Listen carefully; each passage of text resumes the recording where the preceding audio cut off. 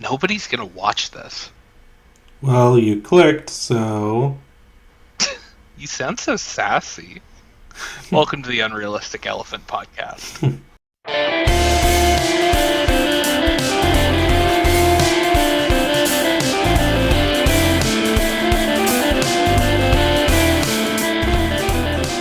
That was a very realistic conversation that actually happened in our comments.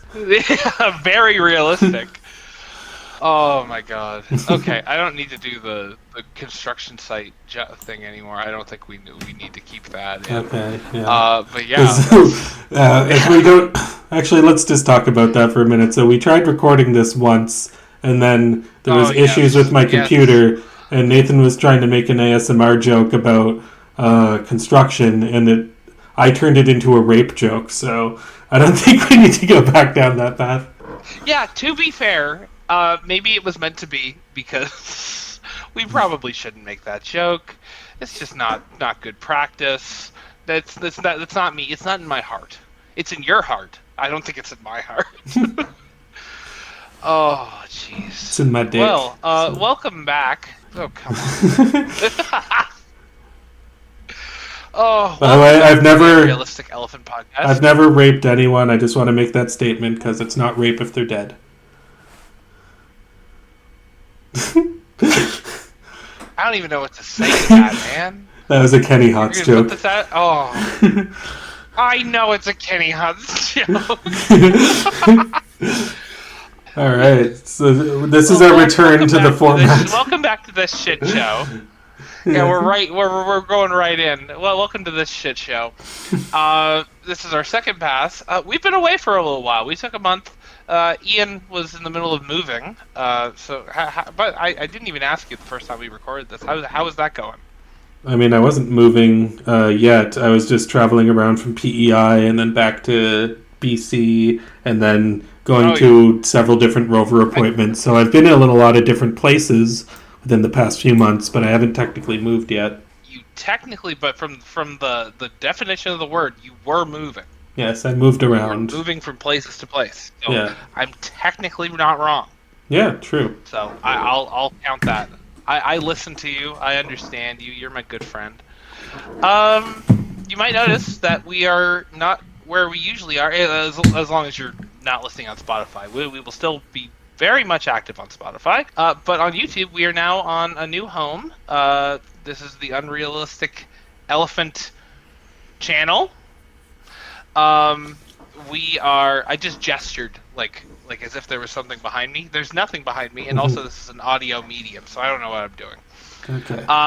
But just imagine, if you will. Gonna be, yeah, imagine I'm gesturing to nothing, and imagine there is something. Yeah. Yeah. So this is sort of was an idea because I guess you go into it because this was initially your idea. Yeah. Well, we basically decided that the podcast wasn't getting a huge amount of viewership on the OK Fine Be That Way channel, which is totally fine. Like, nobody's obligated to listen to the podcast if they're not interested in it. But I just figured in order to grow it better, and as well as to just kind of do more things that are not necessarily the high production thing of OK Fine Be That Way, but more of just like, freeform stuff like that. I think that it would be better I thought it would be better to delegate that to its own channel, and we'll probably do streams on this channel too, and more kind of unscripted stuff.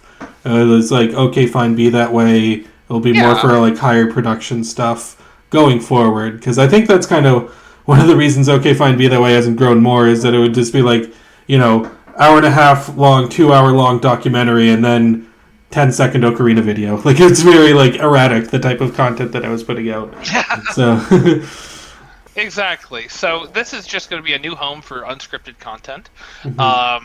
For you and I think for me in the future. There's a couple of things rattling around. I'm not a YouTuber, I don't think, in any sense, unless you count videos that we made in high school. But I think I'd like to dip my toes into making some unscripted stuff to start, and maybe some other stuff after that. We'll see where it goes. I'm sort of fluid like that, like a river, or an ocean. Yeah. Or sure, It's a wave. a wave that would be in the ocean, Ian. Come on. A wave could be in a river or a lake. It could be I anywhere. guess. Isn't a wave like? I guess. Now that I think about it, I don't actually know. Yeah, I mean, you Is a could have a wave still because river I if you understand throw that. something into the river, like it makes a splash, and then the splash creates waves. I mean, yeah, but it's like I guess. No, I guess you're right. Yeah, I'm overthinking stuff. But yeah, we as I said, we took a little bit of a break. In order to reassess We've how both to been working approach hard. the... Yeah, exactly. Reassess, because I think that also there's a bit to be desired in the format of the podcast. Mostly, I think that the whole movie review. I'm not moving away from that in the slightest. That's basically the core of the podcast. It's sort of, I've always seen it sort of like a book club for whatever movies we wanted to talk about. And if anyone is listening or is interested, then they can go and watch these movies and then come back and we can discuss them every month. Yeah. And but if they're not interested, that's where the issue comes in. Exactly. So I think we're going to branch out a little bit, talk about, a couple of other things before we get started on our reviews, which I think we're definitely excited to talk about those. But firstly, there's a couple of things that I think we want to just discuss. Like firstly, this dog that's making a noise in the background. I'm looking after a dog right now, and it's like licking. So if there's any dog noises, just I hope you're a dog person who's listening, because yeah. Yeah, I really hope so, because we're both dog people. So yeah, exactly. At least I think you're a dog person. You watch dogs, and you have all those dogs. So I can only imagine you're a dog person. Yeah, exactly. That's what basically part of my work is, looking after people's animals. So I'm very much a dog person and a cat person. I mean, I would look after other animals if people wanted me to, but no one's ever requested I look after like a lizard or something. But I would. Yeah, that would be awesome. I've never I've never had like weird pets like that. I've had guinea pigs. Those are probably the weirdest I've had, and those are cool. Those things are really cool. They're just like little fur potatoes that just squeak around your house. It's awesome. Yeah, I actually watched some YouTube videos about people who have like exotic pets, and there was this one guy who had an emotional support alligator that he would take around, and like it wouldn't like snap at anybody or anything, but it was, I think, Wally the emotional support alligator, and it was pretty sweet. That's really awesome, but it makes me wonder, like, these are all like animals like this. Can they be domesticated? Like, have you heard of like Travis the chimp? You ever heard of that story? Travis the chimp, is that the one from Us? No, it's basically this chimp. Or not Us, it was Nope. In the Sorry. Nope. Oh, right. Us. No, what's Us? Us, well, they're both Jordan Us Peele movies, that's one. why I like messed them up, but yeah. Yes. I was thinking the monkey from Nope, because I believe that was based off of a real story. Yeah, no, he's he was basically owned by this family in the States. I'm not sure where, but he was this perfectly well-behaved monkey. He was well-known in the community, and then one day, one of the family friends did something that this chimp didn't like, and Travis went ballistic and like ripped her whole face off. It's like this really horrible story, and it makes me think, like, you have a emotional support alligator. How do you know that this alligator won't try to rip someone's leg off? Because, like, you don't know. Like, how well could you know? Like, I understand that, like, you can't tell that with any animal, but, like, an alligator is, like, incredibly dangerous. Yeah. Like, how could you possibly control an animal like that? Yeah, it's even, like, I remember seeing in the video for Wally, he would go to, like, the kids' pool and he would swim around with the kids, and, like, he wouldn't attack them or anything. But it's just like, God. But it's just like, man, I don't know if I would do that if I was a parent. Not that I want to be a parent. I'd rather be an alligator father than a parent. But if I was a parent, then I would actually probably not, do that. Yeah, that's a lot of trust to put in someone. To be like, don't worry, my alligator doesn't eat people. And it's like, I think he would if given the opportunity. My God. Yeah. I get scared taking my little poodle for a walk because I worry he's going to snap at someone. Because, like, you never know. Like, you train them, you do your best, but, like, they're animals. They have their own little language and thoughts in their head. We have no idea what they're thinking about. Yeah. He could be acting sweet, but he could be plotting my downfall.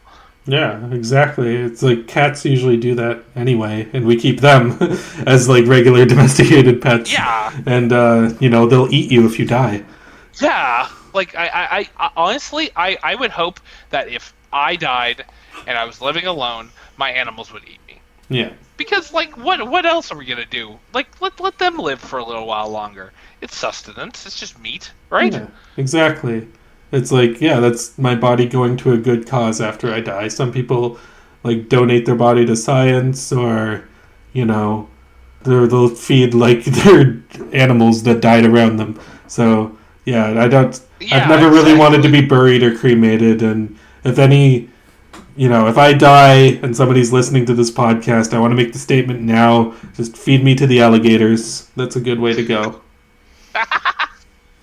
That's great. Yeah, just chum you, just turn you into a bunch of little pieces, and then just feed you to the alligators. That sounds great. Yeah.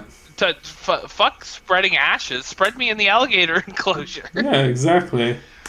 Oh. Okay. Jeez. Well, see, this is what we're talking about. Like, we have this movie review podcast, and then we just want to talk about emotional support alligators.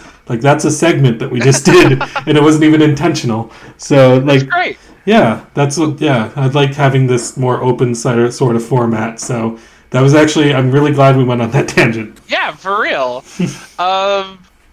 There was something else.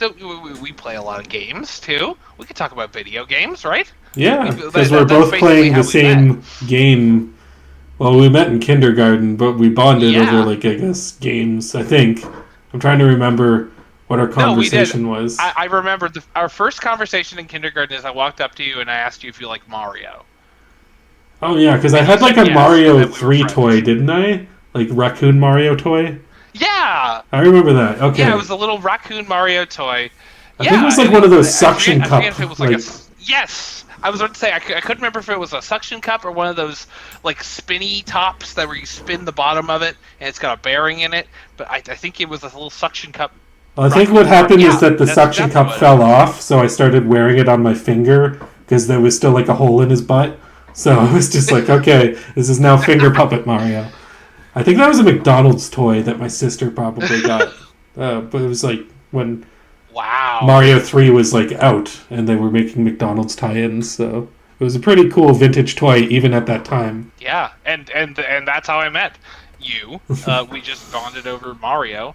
And as it turns out, here we are on a podcast in 2024, and we're going to talk about Mario. Yeah. Specifically, Paper Mario, The Thousand Year Door. Released on Switch. One thing I noticed before we even get into it, Nintendo loves to append, like, additions to the title when they remake these games, like Metroid Prime Remastered, Skyward Sword HD. This one's just called Paper Mario: The Thousand Year Door, and I just think that's weird. It's not like a big deal. Like, I'm not. It's not keeping me up at night, but, like, I just find it weird whenever they break consistency, because usually they're very consistent with these things. Yeah, they could call it Paper Mario: The 1001 Year Door. Yeah, exactly. Or Paper Mario: How many years has passed since Paper Mario: The Thousand Year Door came out? Because just add that. Oh, actually, I don't remember. There's maybe 20 years, so 1,020 years door. Yeah, the 1,020-year tour. Yeah. But yeah, this is a game that me and Ian both played when it came out. I have a lot of fond memories with this one. It's one of those games that when I initially played it, I couldn't beat. I got all the way to the end and then couldn't beat it. And then a couple of years later, I was over at our friend Dylan's house, and he had rented it, and he was on that last boss. He asked me to see if I could beat it, and I beat it in the first try. So technically, I had played that game through all the way, just in segments. It's kind of funny, because I remember getting stuck on the Shadow Queen too, and I haven't actually... Have you beaten this remake? I have. Okay, yeah, yes. I haven't quite gotten there. I've just gotten back. I'm about to go to the moon. That's at the part I'm at.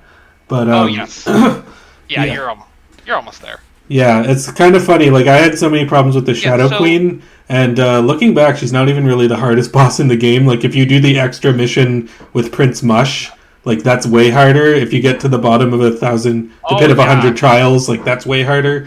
Like, I think it was Bonetail was in the bottom of that. Yeah, Bonetail. Yeah, it's harder than the Shadow Queen, and so is Prince Mush. So. I was able to beat Bonetail. I still don't think I've beaten Prince Mush. I still need to go back and beat him. I just got back to that part. Like, I had him to, like, 7 damage, and then I died. But, oh my god. I think I'll just go to the moon and do that stuff, and then come back to Prince Mush when I have, like, a little bit of a higher level. Even though it doesn't really matter what level you're at, because you basically just have to time your guards. Yeah, exactly. I guess if you're a higher level, you get more BP, which gives you more badges, which can up your attack. Yeah. And that's basically my strategy, is getting as much BP as possible so I can be stronger than everyone. But, yeah. What do you think of the... You played the original Paper Mario. What do you think of this remake? Like the changes that have been made? I'm really interested to hear what you have to say about that. Yeah, well, it's kind of interesting because, like, one of the things I was criticizing Nintendo before on our first recording that we had to ditch. This is going better, knock on wood. But one of the things I was criticizing Nintendo for was not really adding anything to a lot of their old games, and then putting them out there, even like just as with like graphical updates and stuff like that. But with a lot of those old games, like, I don't know, Link's Awakening and Super Mario RPG, and even this one, the thing is, like, if they came out today as new games, they would probably still be worth getting at the price that they're at. It's just my grievance comes with the fact that they're, putting out these older games. But if they weren't, without that context, it would probably just be fine if this was like a new Paper Mario game. But in terms of Paper Mario specifically, I did like a lot of the things they added. The music I'm kind of mixed on. I mean, I think the music's good. I think that I'm mixed on whether some tracks are better than the original game and some aren't. I think that I like the little details, like the fact that all the partners have like back animations now, and a lot of the other characters do now too. And I also really love the fact that they all have different voices when you talk to them. It's kind of like the Banjo-Kazooie, like, mama, mama, mama, mama, but they all have different voices for this, where, it's just a lot of, like, really cool aesthetic things like that. There's a pipe that you can go to all these different worlds rather than having to backtrack in the traditional way, which is a huge quality of life update. Another quality of life update is that you can switch between the partners you have without going to the pause menu, which I always felt was like one of the more tedious parts of the Thousand Year Door, even though, I mean, it was bearable, but it was just like not my favorite thing to do. But like I'm really happy with like the different things that they added. Yeah, I totally agree with you. The best things that they added in this game are these little tiny like almost atmospheric changes, like the noise. Everyone has a specific voice when their text is coming out. Everyone has a back animation, except for Yoshi. Whenever you're riding Yoshi, he still doesn't have a back animation when you do that. So you're but when you're walking around with him, he does. Back. Yeah, he does. I just thought it was weird that they didn't do that, because that was another thing that always bugged me when I played the original. But that's like a micro criticism.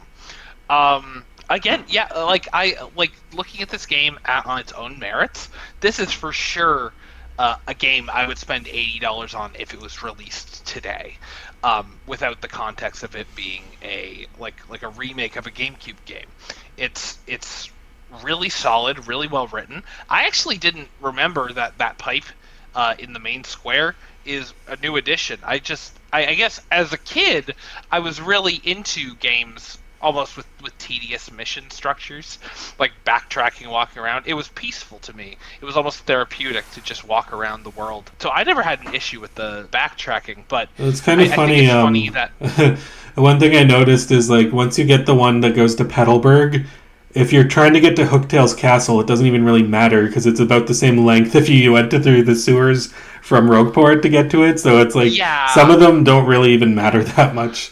Yeah, exactly. Yeah, I noticed that you have to go all the way through the first area to actually get to Petalburg. If you take that pipe, you're just taking the same amount of time. Yeah.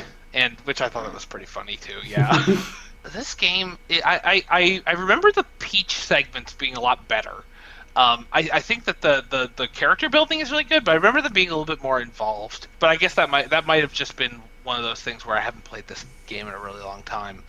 I was kind of more like the Bowser stuff was the stuff that I wasn't really as into. Like, I think it's amusing, but that's about all it is. Yeah, no, I remembered. I remember when I first played this game, I had a separate file for the Bowser segments so I could replay them because I thought they were so cool. And now playing them again, it's like, oh, that's it. Like a lot of them aren't even like. Some of them are just like walk over to someone and talk to someone and the chapter's over. And some of them are these weird remakes of 2D Mario levels, but bad. Like they're really short. I did not remember those being as short as they were. I think you could get through all of those if you had to play all of them in a row. I think you could get through all of them in about 2 or 3 minutes. Like it's really bare bones. I almost would have liked if they changed that and added a little bit more detail into those. Yeah, the thing is, like, I actually think the proof of concept that they use with it makes me like, oh, I want to actually play a Bowser side scroller. I think that'd be awesome. But just in this game, it's just way too rudimentary. And I get it that it is just like, kind of comic relief moments within the chapters. And yeah, you could obviously take Bowser out, and then the game wouldn't be a lot different because the only other thing he does is he fights Mario, unless I'm forgetting something, he fights Mario in the Glitz Pit, and then again right before you get to the Shadow Queen. And I think those are the only 2 times where he's actually in the game. Yeah, exactly. Bowser, it's sort of the running joke is that Bowser, the main villain, is not actually important to the story whatsoever, which I think is really funny. Yeah. To even put him in the game as a separate chapter, and these segments are really well written. There's the guy who. He mistakes the Peach poster for Peach, when it's really just it belongs to the guy who is Peach's biggest fan, which I think they put that in as that's me. I'm Princess Peach's biggest fan, even though I didn't buy the Peach game because I heard it was for little babies. I guess you're not the biggest Princess Peach fan. I know. I played the demo and it was so. Have you checked this game? Sorry, this is what I'm talking about. Whenever we are talking about these things, we'll just go on weird side tangents. Yeah. Have you played the demo for the Princess Peach game? No, I haven't. I've seen the opening cutscene, and that's about it. It is super simple, man. Yeah. I was really looking forward to something a little bit more substantial because I love Princess Peach. She's one of my favorite characters in Mario. There's just something about her. I just think she's neat, and it's a little disappointing. But anyway. Yeah, honestly, Princess Peach is one of my least favorite. I prefer the other female characters like Rosalina and Daisy and Pauline. I like them more. Oh well, that's fair. I like them too, but I don't know. Something always drew me to. Then again, I also it must have been something. Between Mario, Luigi, Wario, and Waluigi, I'd say Mario is my least favorite out of them. So it's I feel the characters are kind of rudimentary, like Mario and Peach, and they don't really have a whole lot of personality. Peach does more so in a game like this, but... Yeah, that's another thing, is this game does a really good job of fleshing out a lot of these characters that are usually just very 2D. That's funny. Yeah. I'm not even joking. I didn't even think about that. The really flat... the really... I've got the giggles. They're really flat character types. Like Princess Peach doesn't have a whole lot to do outside of games like this. Yeah. And even I haven't played the Mario RPG remake. I'm not sure how well they characterize her there, but in these Mario RPGs, I'm also playing right now. I'm playing Mario Superstar Saga with the announcement of the new Mario and Luigi game. Oh, nice. And again, This is in that game. It's almost for comic effect, where there's a segment in that game where you have to escort her to a town, and if she goes off screen for too long, she'll be immediately kidnapped, and you'll have to go save her, which I think is a really funny segment. But in this game, it sort of dives into her own like mental state and how she like feels about being rescued and stuff. Like it gives a lot more to her character than you would expect. And of course, Mario is just Mario, and he's just doing his own thing, which I think that's probably why Mario's your least favorite character. It's just because he has nothing to him. He's a blank slate character, like Link, or something like that. Yeah. But even in that case, it's like, I think every Link in every Zelda game is a little different. I think Mario is mostly the same in most of the games that he's in. Excluding a couple of examples, I guess, that I don't have on the top of my head right now. Nice to the princess to take us over for a picnic, gay Luigi. There's one. Oh my god. Yeah, there you go. And this is another thing I wanted to know. Do you know if this was Charles Martinet, or is this the new guy who was making the noises in this game? Because I don't remember Mario sounding like that in the original game. I'm not sure. I thought it was just they used clips from the original game, but I could be wrong about that. Yeah, I'm not sure either, but like, I don't know. I think it was. I'm happy that this game was re-released, and I also honestly had a really, really good time playing it. I wish there was. I hope that from this comes a new original Paper Mario game. Yeah, that's what I was thinking too, and like, because like initially like we had this conversation before, but I was saying that I didn't think I was going to get the game, and I mean the reason I got it, I didn't get it myself. My brother got it for me for my birthday, but the whole thing that I was kind of thinking about that kind of made me change my tide on it was like, okay, well, I usually don't want to give Nintendo money for just, putting out the same thing over and over again, because I just feel like that's double dipping, which is a badge, ironically.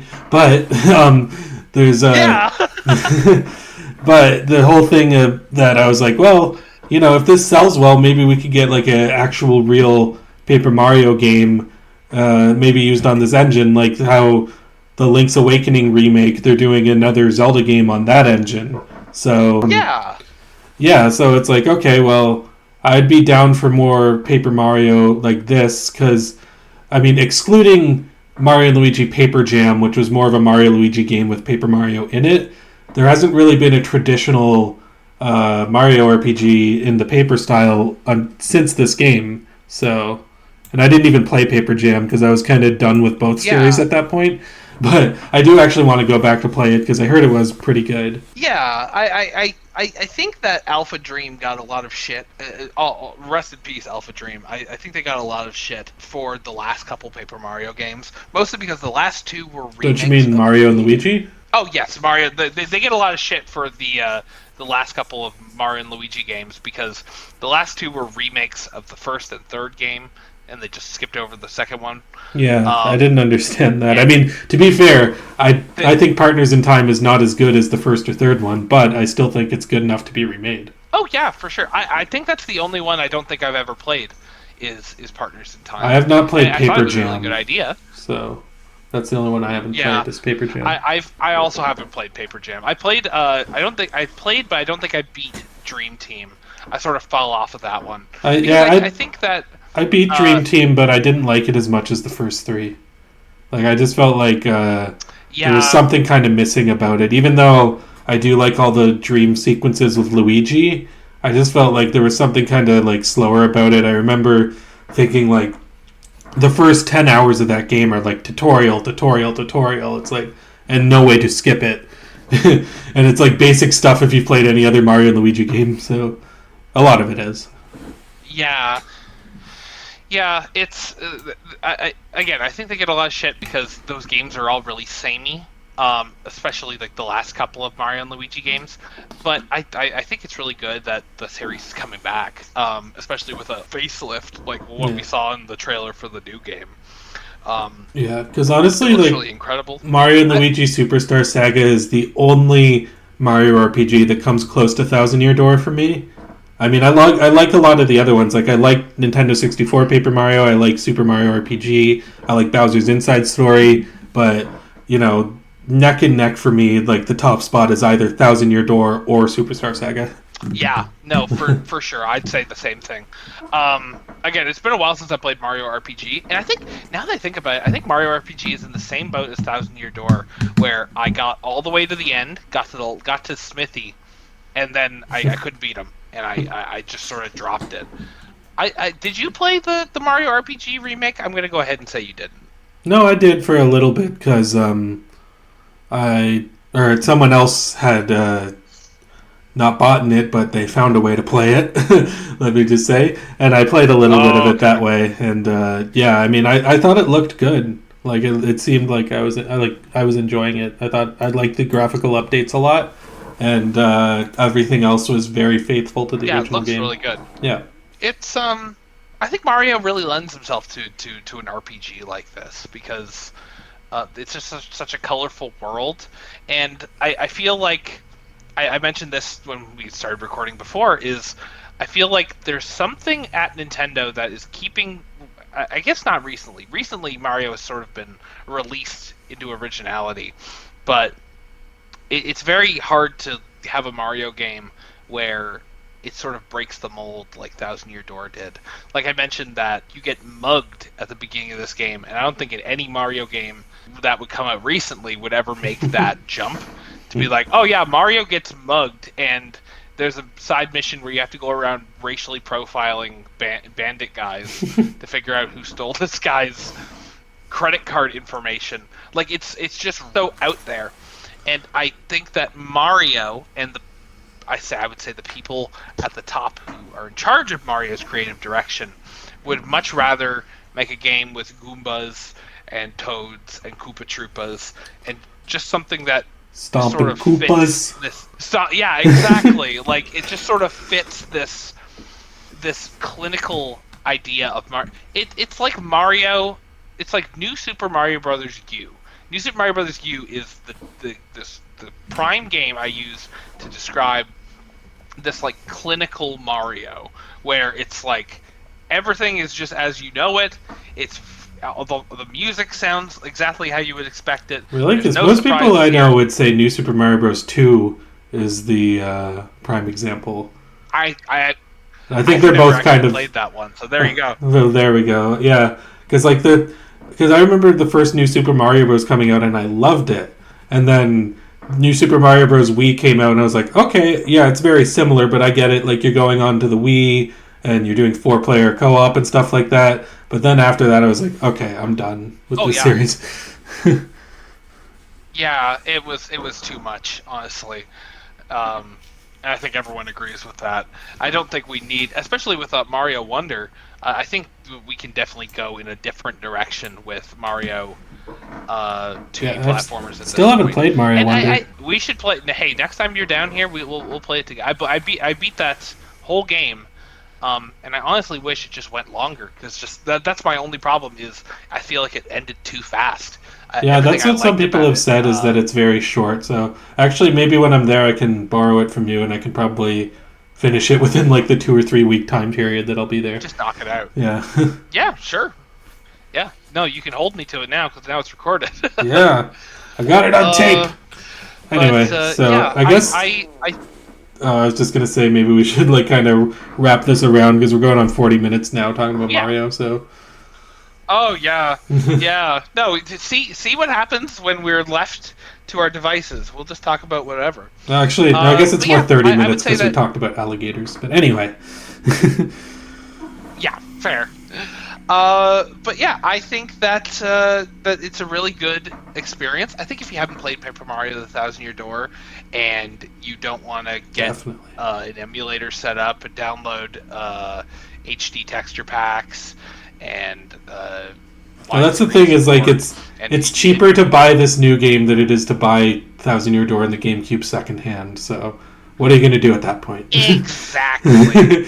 Exactly. That's the big thing, is like if they said they were going to be remaking Fire Emblem Path of Radiance and you really wanted to play that game, I would say buy it on Switch. Yeah, because there's no way you're going to be able to get it for a bargain. Or fucking Chibi Robo. Um, I'm so glad that I got Chibi Robo and Fire Emblem Path of Radiance when they came out, because I had no idea they'd be as Oh my expensive as they God. are right now. No, I would have thought. I remember you talking about Path of Radiance when it came out, being like, "Oh, it's pretty good. It's a pretty good game." And I'm like, "Okay." And now it's worth like what, $300? I remember Like, Chibi Robo was like a ridiculous day like one that. pickup. I think I was the only person who picked up Oh Chibi wow. Robo day one. That I was like excited because I saw it in Nintendo Power. I'm like, oh, this looks good, and then everyone's like, oh, this just looks like a stupid, like you're a robot who goes around and cleans things. Like, what the fuck? I was like, no, I believe in this game, and yeah, You see the vision. yes, This game's got good bones. yeah, exactly. But yeah, I could talk.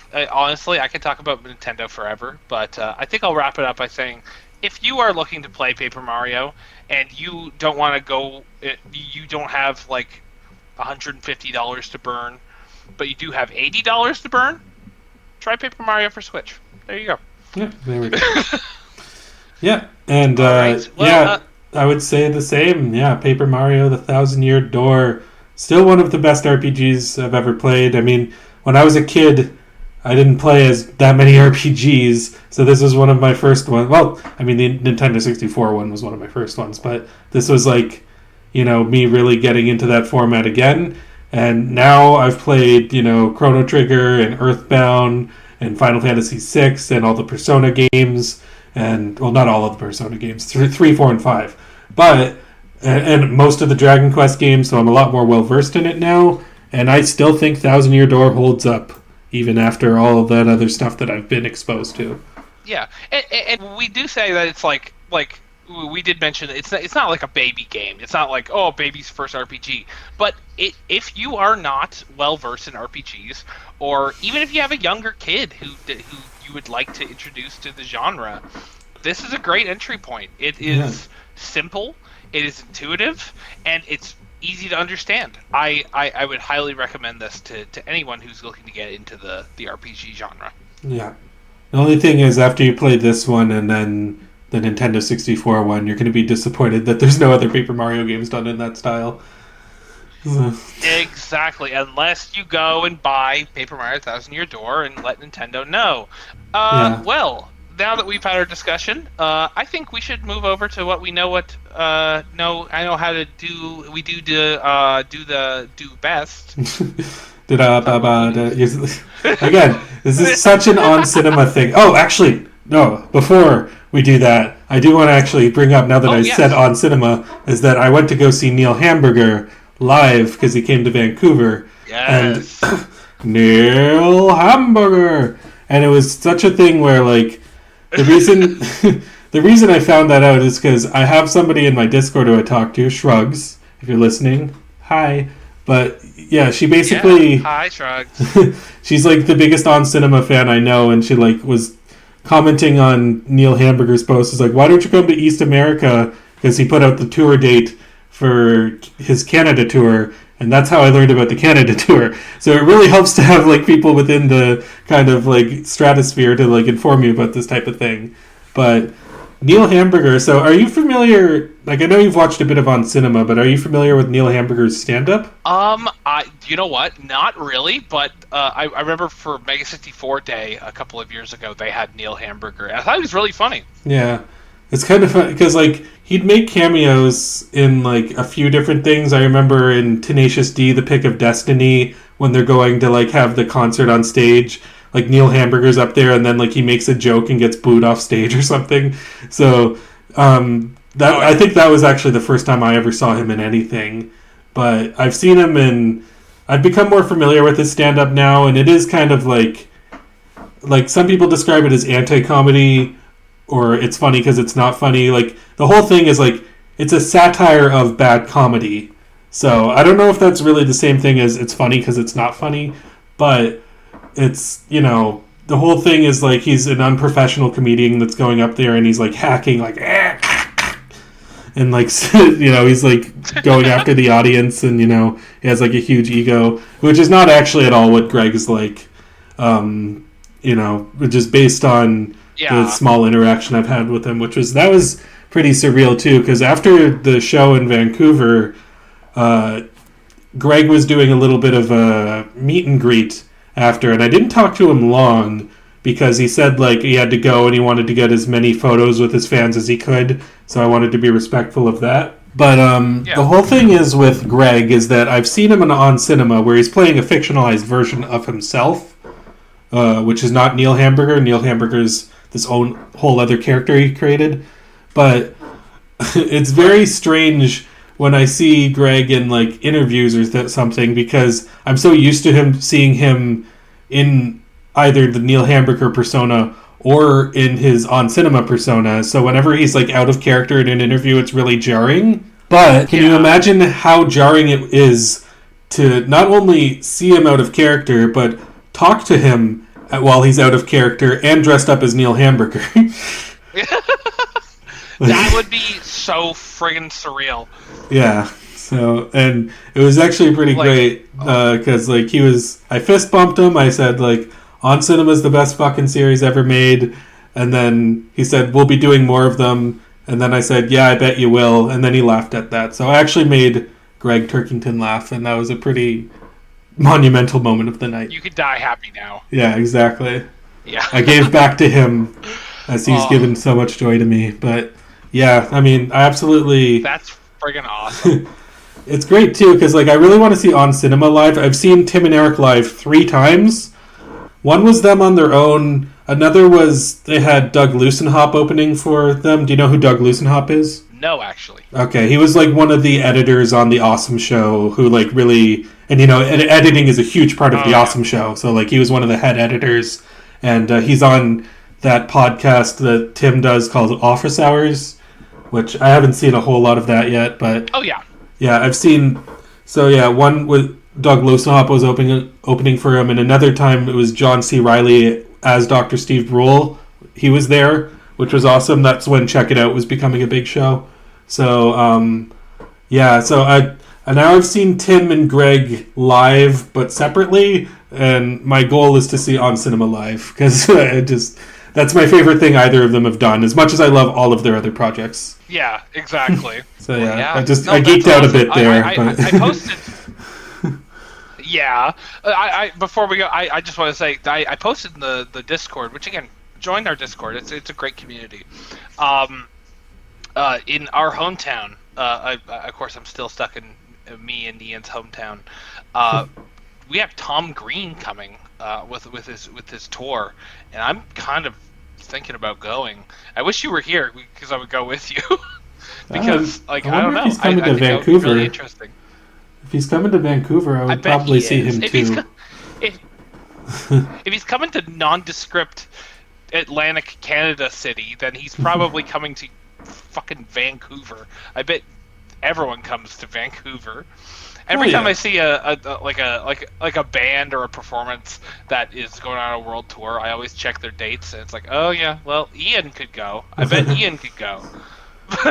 But I bet Ian doesn't want to see Atarashi Gakko.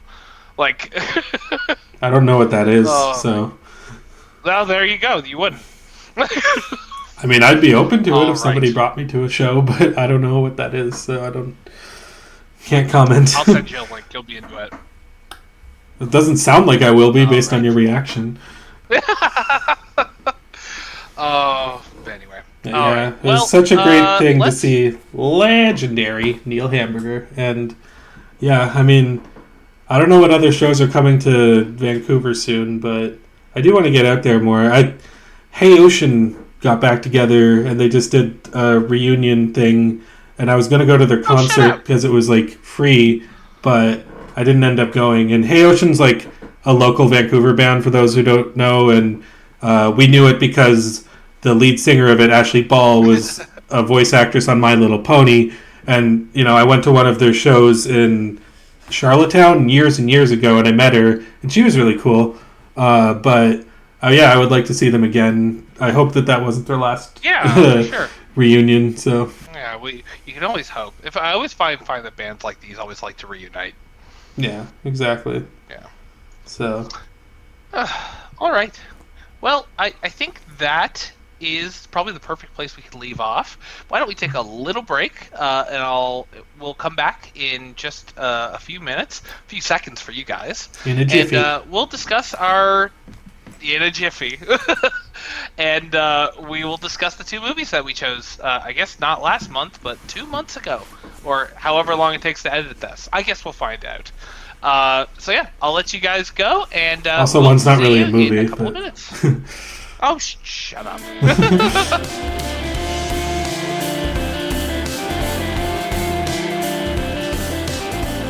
All right, yeah. So we are back, and it definitely isn't the next day.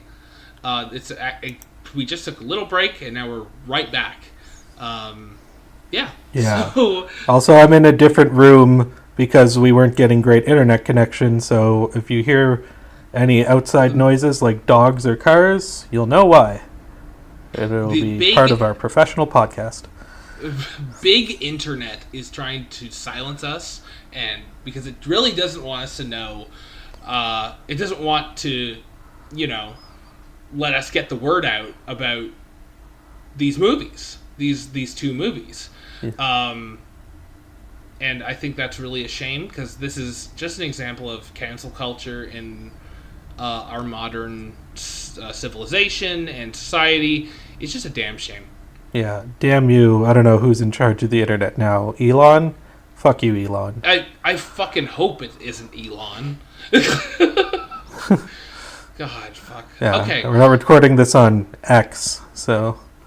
Oh my god. Yeah, we're not posting Actually, this now on that X. I think about it, did X change its name after the movie X, or was it before?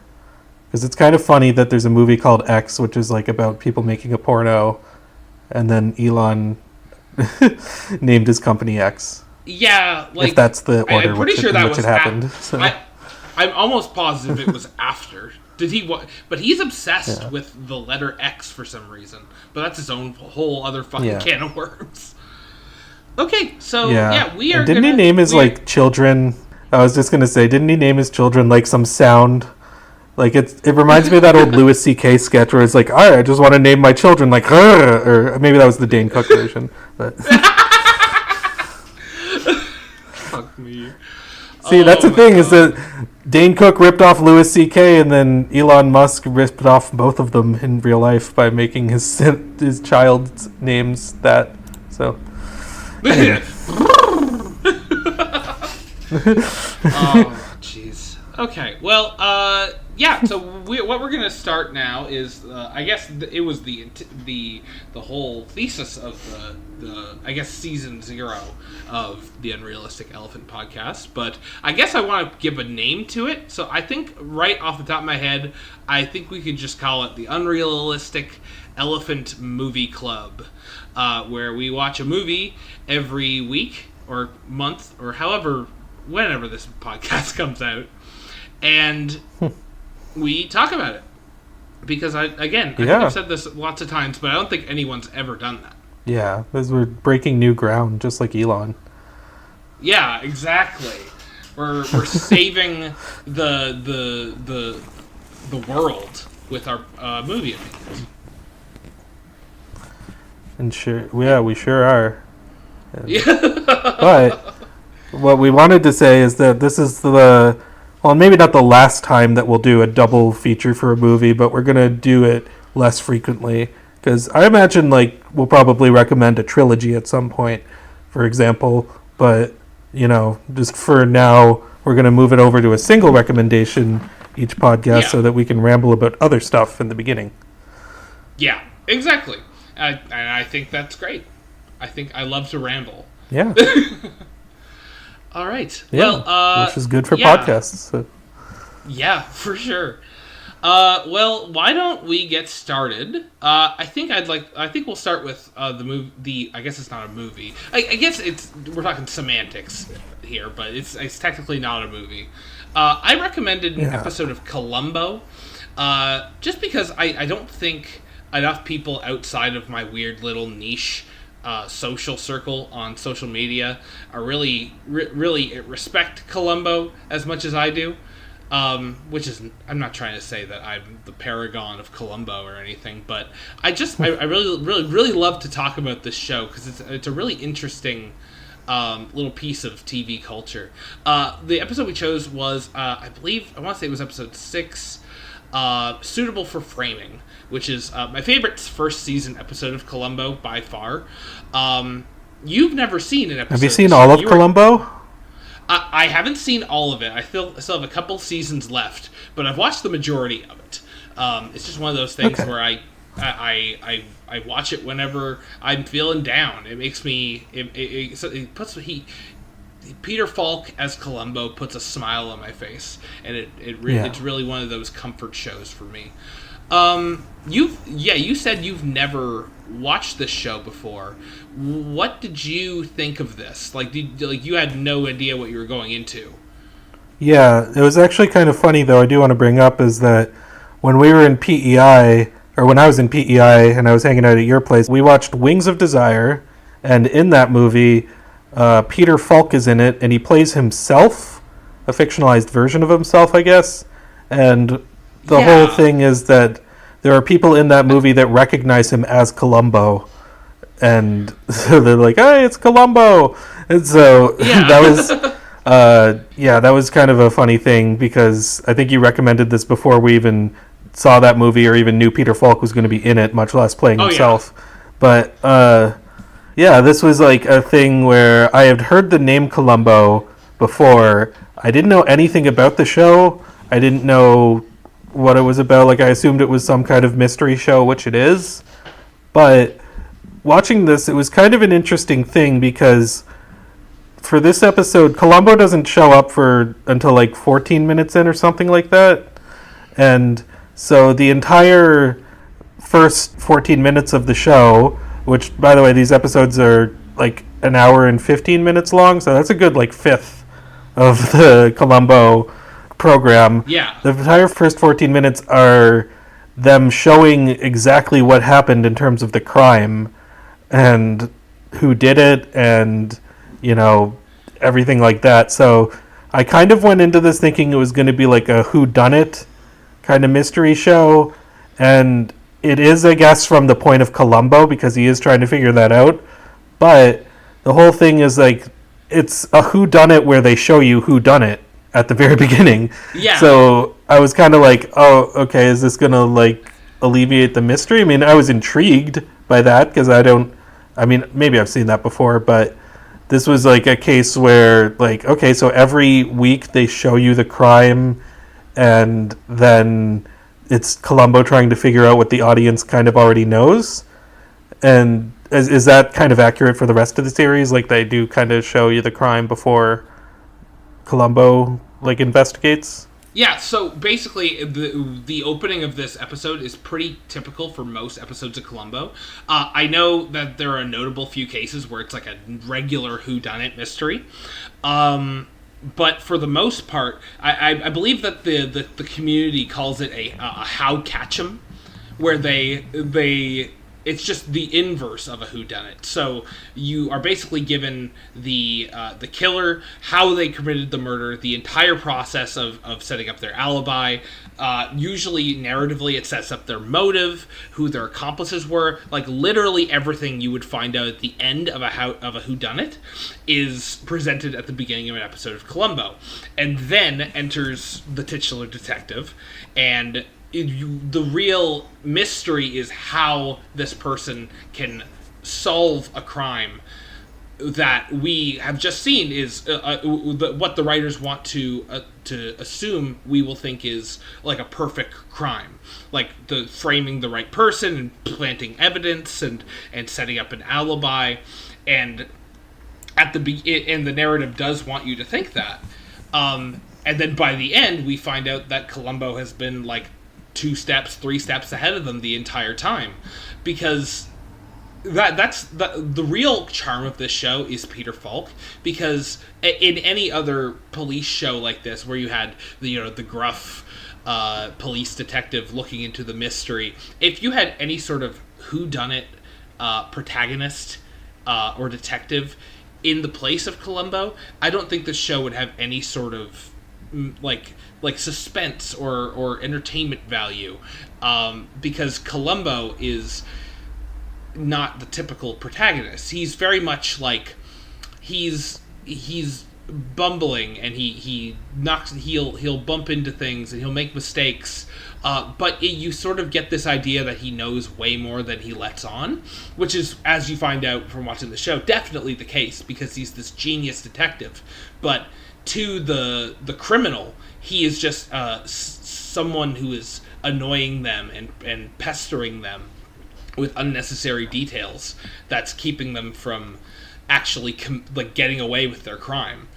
And I think the whole dichotomy of having a character like that be your protagonist is like the biggest draw in this show, is having this incredibly likable and down-to-earth character be your main driving force of the narrative. Yeah, what I found kind of interesting is that whenever you watch the show, or at least whenever I watched this particular episode, if I didn't know that Columbo was a series, and I thought this was just an individual movie, I would kind of think that the person committing the crime is the protagonist, because what we do see is like everything from his perspective.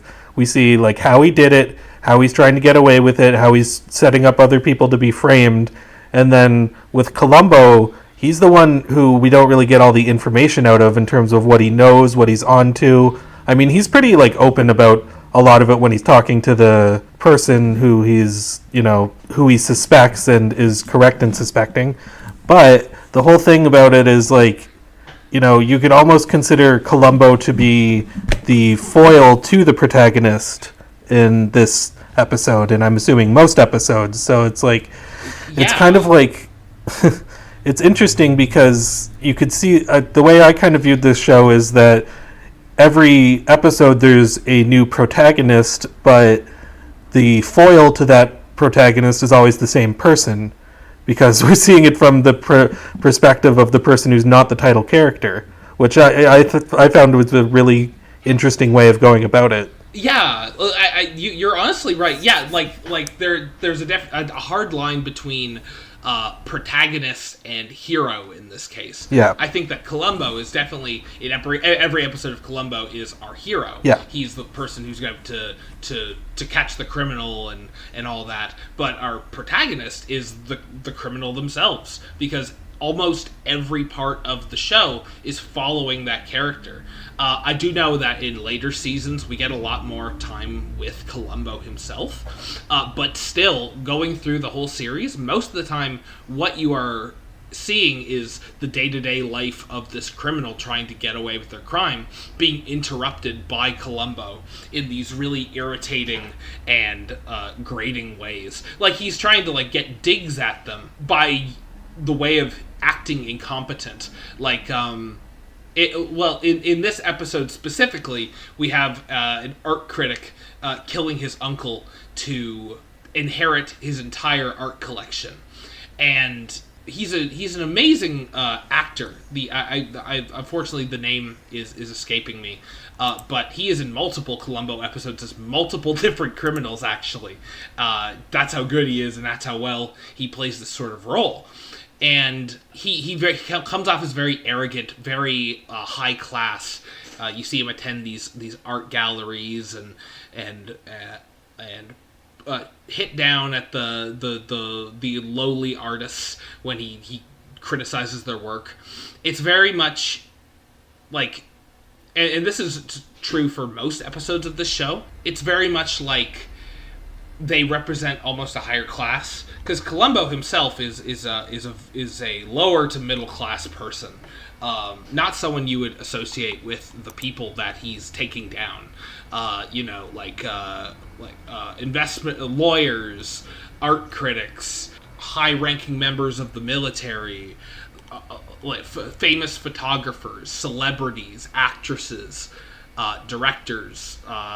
One of the other best episodes involves the murderer being a maestro, a conductor of an orchestra. All of these high places of society, and meanwhile Columbo, someone who you don't really see as threatening because he plays the fool is really the one who holds these people's lives in their palm. And I think that's a really cool way of doing it. It's a really empowering thing because he feels so safe and friendly at all points, even to the murderer, because that's his main motive. Is every scene you'll see him in, he approaches this art critic and he's like, I'm such a big fan, and I just think you're so amazing, and you look at all this art, and I don't know how to make heads or tails of it. I'm just a little guy, and but every once in a while he makes one of these observations where it's like, okay, well, maybe he knows a lot more than he maybe acts like he knows. Yeah. It's such an interesting way to present a character like this. Yeah, and with Peter Falk, he gives so many nuances in this story. He's very good at both the surface level stuff, where, he's kind of being awkward and, being a little bit, he kind of just seems like an awkward guy with a little bit of insight. But then as you get more into it, I just love the contrast between him, the kind of, I don't want to say it's a face that he puts on, because I actually do believe that's how the character is. Oh, yeah. Yeah, but it is kind of the dichotomy between the sort of casual way that he just kind of is to how much insight that he has. And I can kind of see why people would gravitate towards something like that in a show like this. So I was, as somebody who hasn't seen the series before, I was very impressed by this episode. I would watch another episode and probably a few. I don't know if I'd watch all 67 or whatever, but maybe I would. I don't know if I'm ready to make that commitment yet, but I was impressed by what I saw. And apparently the show ran from 1968 to 2003, which is insane. Yeah, so it ran all through the 70s, and then I believe it ended for a short period of time before coming back again in the 80s. And then there was a couple of shorter seasons that came out in the 90s and 2000s before Peter Falk passed away, unfortunately. And through all of it, he just sort of embodies this character. And I think you're right. He comes off as someone with a bit of insight, but as a person, as you'll see in later episodes, if you choose to watch this show any farther, we see a lot of scenes with him outside of dealing with the suspect and outside of dealing with the case. And a lot of these scenes really paint him as, this isn't a face, this isn't an act, this is who he is. And the fact that that's who he is, sort of, he uses that to his own advantage. He uses his people's preconceptions of him and his standard of living and his standard of his place in society, and he uses that against them to make the murderers let their guard down. And it's such an interesting way to put that. And I've never been a big fan of these mystery shows. It was always sort of a basic format for me, but this change in the character and the perspective was just enough to get me just completely hooked. Yeah, it is very character based, and I don't watch a whole lot of mystery shows. I do like a good whodunit movie or something, the freaking damn it. Why am I blanking on the name? The one with Daniel Craig, sequel is called Glass Onion. Oh, yes, Knives Out. Yes. Like that, or the 70s Murder on the Orient Express. I haven't seen the Kenneth Branagh version, which I've heard is boring. But, I do like a good mystery show, or a good mystery story, I should say. But I prefer things that are more character-based, I would say. Yeah. In terms of just what I personally get out of art in general. So I do kind of like this, this sort of twist on the formula. And again, I'm not sure if it's the first show that's done it or the first whatever that's done it. But I did think that the way that they did it was very impressive. And, I can see why people like this character so much. And I can see why it has gotten a, cult following even to this day, even though I personally didn't really hear many people talking about it. But from what you're saying, it sounds like it does have a little bit of a dedicated cult following. Yeah, for sure. There is, again, as I said in the last episode, I'm still active on Tumblr, and actually this has taken off for like 14 to late 20s, that demographic. They really dig this character and how soft and not like other cop shows he is. He's just like, he's like a big teddy bear to these people. And I get why. He's very inviting, even to the murderers in these cases. He almost wants you to let your guard down. And you almost want to let your guard down when he's talking, because he's just so friendly, and he very rarely gets angry. I think that there's the official Columbo YouTube channel has a compilation of every time he's gotten actually angry in an episode, and it's about 9 minutes out of all like 67 episodes. But when he does get angry like that, it's a very momentous thing. But any time other than that, he is just a very relatable and lovable guy, and it makes me happy to watch this. Yeah, I mean, it does a really good job at like towing the line between. There are some scenes that are intense. There are some scenes I even found shocking, like when he kills his lover on the road. Yeah. In this episode, yeah, which I guess spoilers, but I figured that this is kind of a deep cut.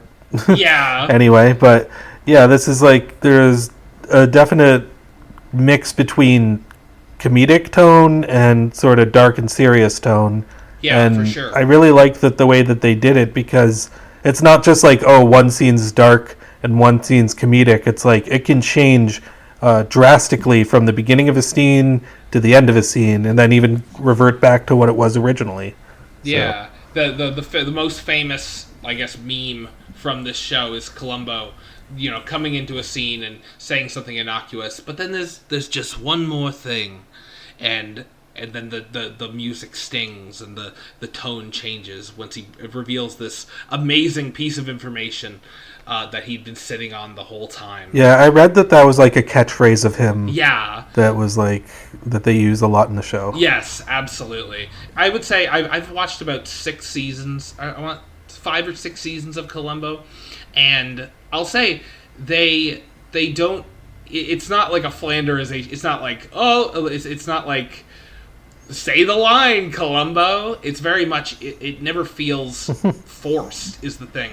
It's just one of these tools that he has in his Columbo Batman belt that he uses whenever he's investigating these things, and it feels so natural for this character to even have a catchphrase, even though catchphrases are, I would say, something that take me out a little bit of, like, it's just like you're talking to me right now, but it never feels like that, and I think that's really great. Yeah, I mean, it depends on how catchphrases are used. Yeah, and in a situation like this where it feels natural with the dialogue, it's kind of like, say, it's like when Spock says like fascinating or logical. Yeah. Like it doesn't feel out of place to, like he's just like mugging to the camera or something when he's saying that.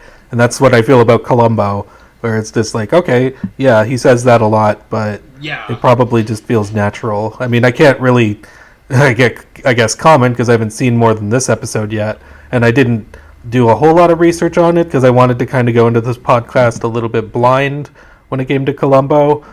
As opposed to you, who knows a lot about it. But yeah, from my perspective, yeah, very impressed. Yeah. So it's funny you mentioned Spock, because there's another really amazing episode with Leonard Nimoy playing a surgeon who's murdered somebody. And on that note, there's also an episode where William Shatner is the murderer. There's a lot of great guest stars. There was Dick Van Dyke. One of the more notable ones was Johnny Cash played the murderer in one episode, where he plays basically a fictionalized version of himself with a different name. I would definitely, again, all of those episodes I would 100% recommend. Cashy John. But yeah, I love Columbo, and I guess we should probably talk about my favorite moment in this episode before we get too far and start on the swimmer. basically Columbo is on the heels of this murder as he's trying to cover up his murder of his uncle. He tries to pin the murder on his aunt, who had divorced his uncle, and there's this great moment where they find the stolen paintings that had been taken from the scene in her linen closet, and she's flabbergasted and can't imagine how this could have happened. And Columbo asks them to dust the painting for fingerprints, and says that he knows that this art critic is the murderer, and he blows up and says it's outrageous, and then he says that I'm the one who brought those paintings in. My fingerprints are all over them. And he goes, oh yeah, I know, but I touched them when you were moving them, when I fell asleep at your house. And there's this moment where he's at a loss for words, and he says, Columbo, there's no way that could be the case. He must have put his fingerprints on the painting right now. And then there's this great shot where Columbo takes his hands out of his pockets where they've been the whole scene, and he's got wool gloves on to prevent himself from leaving fingerprints, and hard cut to credits. And Columbo is great at that, at a great end stinger, just like that. Incredible. Yeah, I also love that it ended right there, and it didn't end with him going to getting incarcerated and having this big scene. It's oh well, what did we learn from all this? Yeah. So, those type of cliches that you see in cop shows or whatever. And is that kind of par for the course with the other Columbo episodes? Yes, for sure. Yeah, every episode usually ends with the big reveal and the big accusation, and the most we'll get is maybe them being led off of the scene while Columbo solemnly smokes his cigar. And it's it almost makes him feel like mythic, like Bigfoot or something. And I think that's really awesome. It actually kind of reminded me of. Have you ever seen the movie Taking of Pelham 1, 2, 3, the 70s one? I don't think I have. Okay, yeah, I watched that kind of last year, and it has probably, I won't give it away, but it has one of my favorite endings in any movie ever, the final shot. Wow. And that's what the ending of Columbo kind of reminded me of. Again, not getting into too specifics, but yeah, I would just say I really recommend that movie, and the ending is my favorite part of that movie. And yeah, I'd say that the ending was definitely... It was either that scene or the scene where he killed his lover on the road, just because of how shocking it was. Those were probably my two favorite scenes in the episode. Oh yeah, and I want to say I don't know if this episode's the best example of that, but Columbo also has a lot of great artistic cinematography. Most of these opening shots establishing the murderer and their crime and how they set up their alibi are usually shot in a really interesting artistic way. In this episode, it's mostly focusing on the art on the walls, almost like watching him and judging him.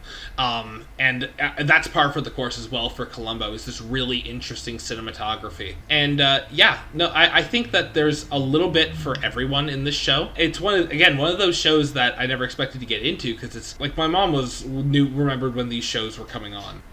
She would always say oh, that's lame. Columbo was lame. Columbo was lame back in the day, and it's Columbo's getting his renaissance now. And as usually with things like that, I find that I've watched multiple different anime that have referenced Columbo, and I've found out that there's I think a statue of Columbo in, I want to say, Hungary. For some reason that is not really explained. Okay. He was very much like an international icon, to the point where I believe there is a show called The Japanese Columbo, where it's basically the same show except it's in Japan and a Japanese It was, and which is really cool. I would love to check that out. Yeah, it seems like the Japanese really like their mystery for shows, because it's I know what's the Detective Conan? Yeah. Is that his name? Yeah, exactly. There's that, and then there's Lupin the Third and all that stuff. So yeah, it seems to be a very popular genre there. And then all the even movies like High and Low or other Kurosawa movies are definitely more geared towards that. But anyway, I'm getting a little bit off topic. Yeah, it was kind of funny that you bring that up, because it's you're thinking oh, it'll be kind of old and outdated, and kind of have that reaction for a lot of old TV. Yeah. But the thing is, I find that the further back that I go, I actually find that a lot of the shows age better. I think I Love Lucy ages a lot better than Different Strokes, for example. Oh yeah. So it's just like, yeah. So I don't like, or like even The Twilight Zone, which is one of my favorite shows of all time, and like that was a very, very early TV show. So it's like, you know, it's weird with television because so much of it was produced just like in mass quantity to, you know, have something that you would watch on like the 3 channels that you would have back then.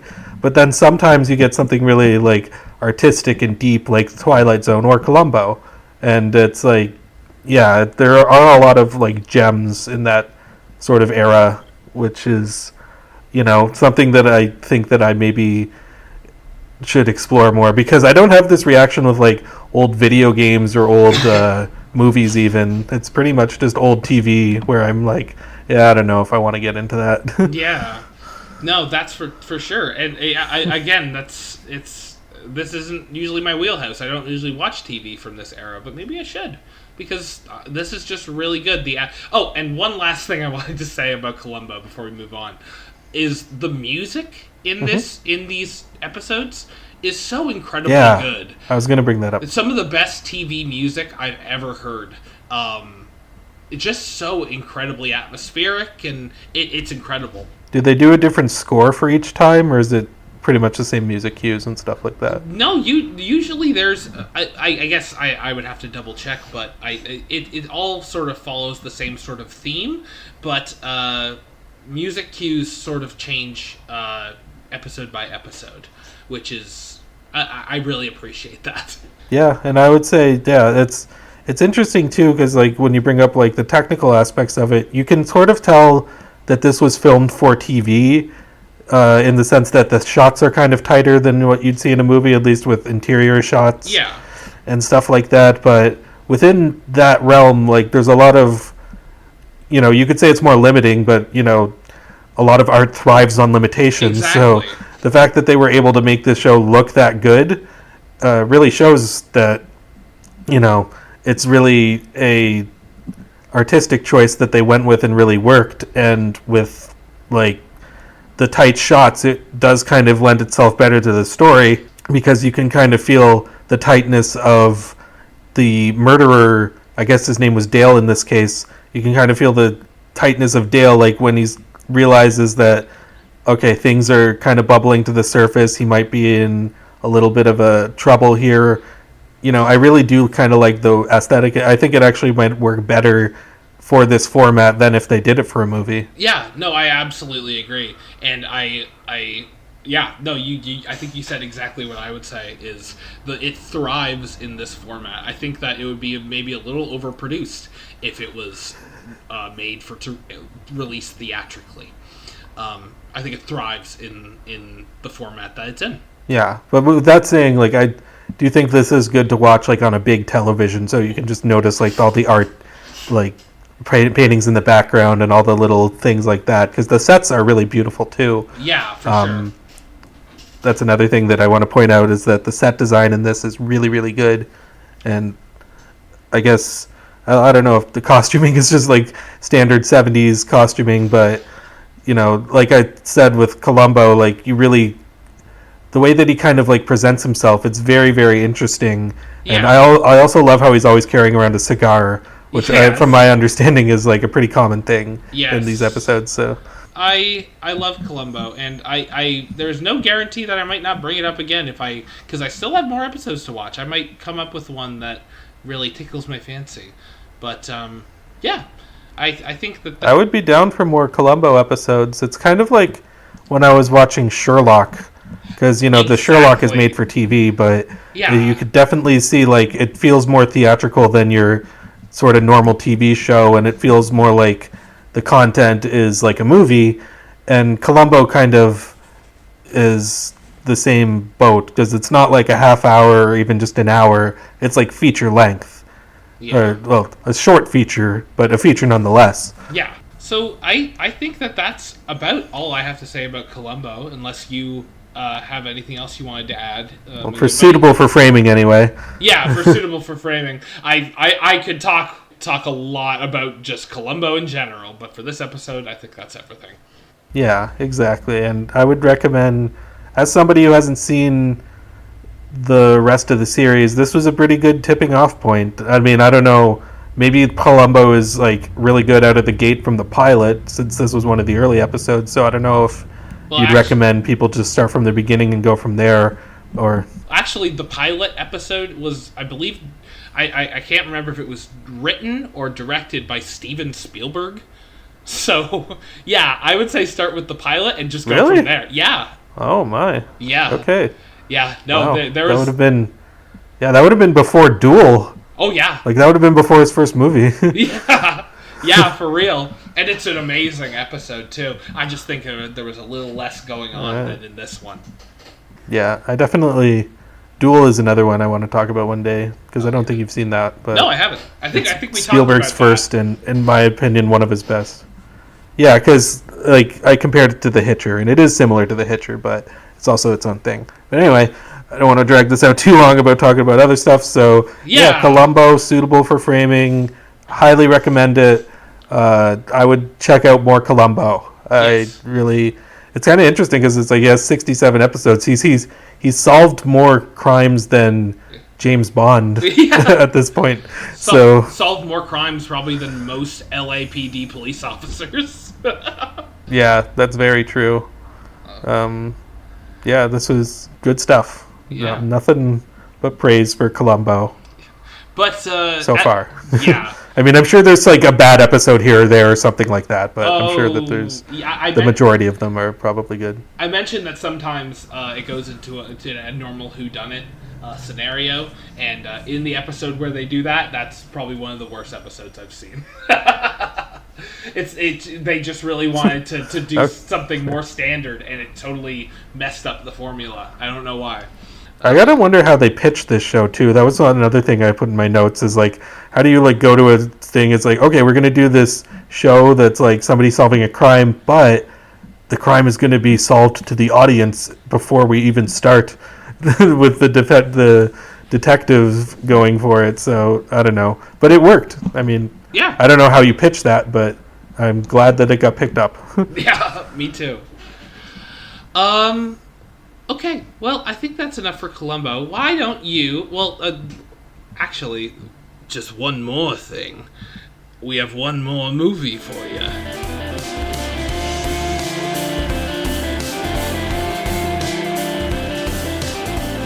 By the way, it was definitely Wings of Desire. I don't know why I had a brain fart on that, but...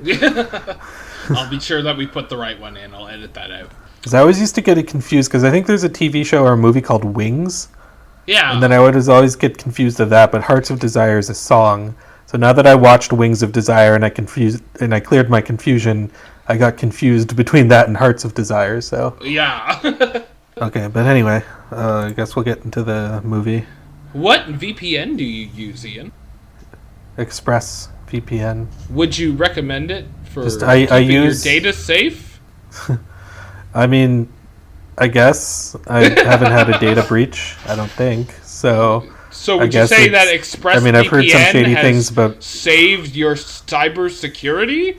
I wouldn't say that because I'm not getting paid for it. But if anybody wants to send me some money, I will totally say that in a video or a podcast. So, anyway. And that's exactly what I would recommend people do if they're looking for a VPN to use. Find a YouTuber that you like that promotes it, and then use their coupon code to get like 3 free months or something like that. It's very...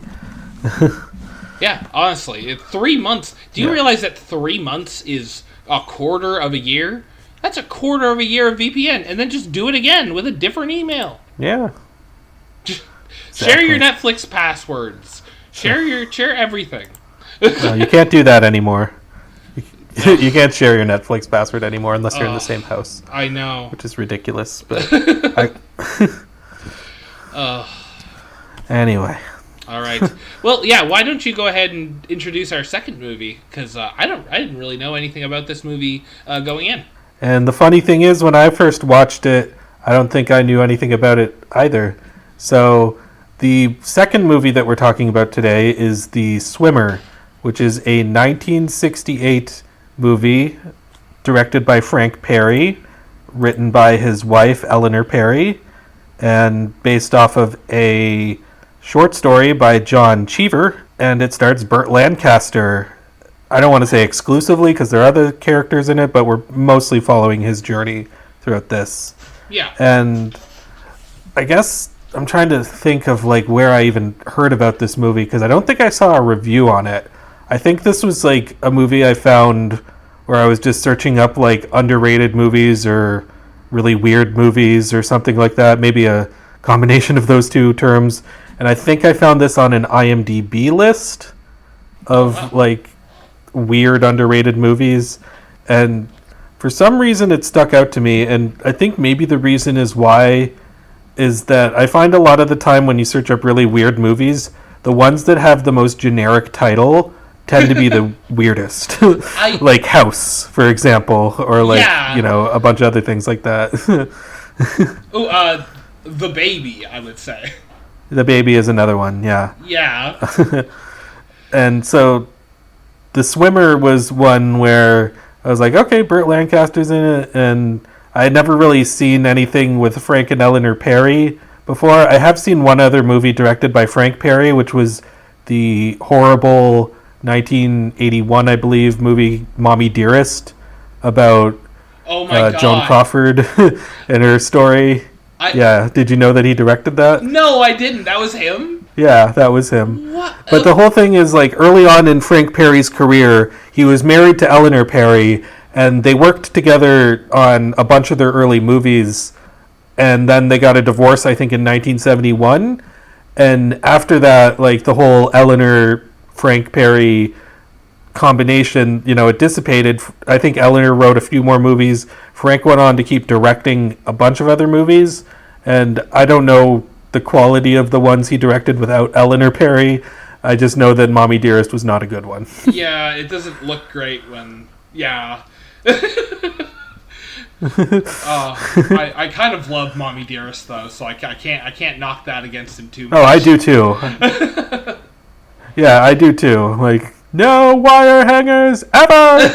Yeah, it's a great movie. But oh my god. I remember I was like buying a bunch of movies. I know this is a tangent, but I was buying a bunch of movies from like our video store that was going out of fucking business. And so yeah, go to jail. But I had like a bunch of really good movies, and I had Mommy Dearest on the bottom of the pile, and then the guy was looking through what I was buying. He was like, ooh, and then he got to Mommy Dearest, and he's like, ha ha. Oh my god. That was pretty great. But anyway, to go back to The Swimmer, so this is a movie that is hard to describe.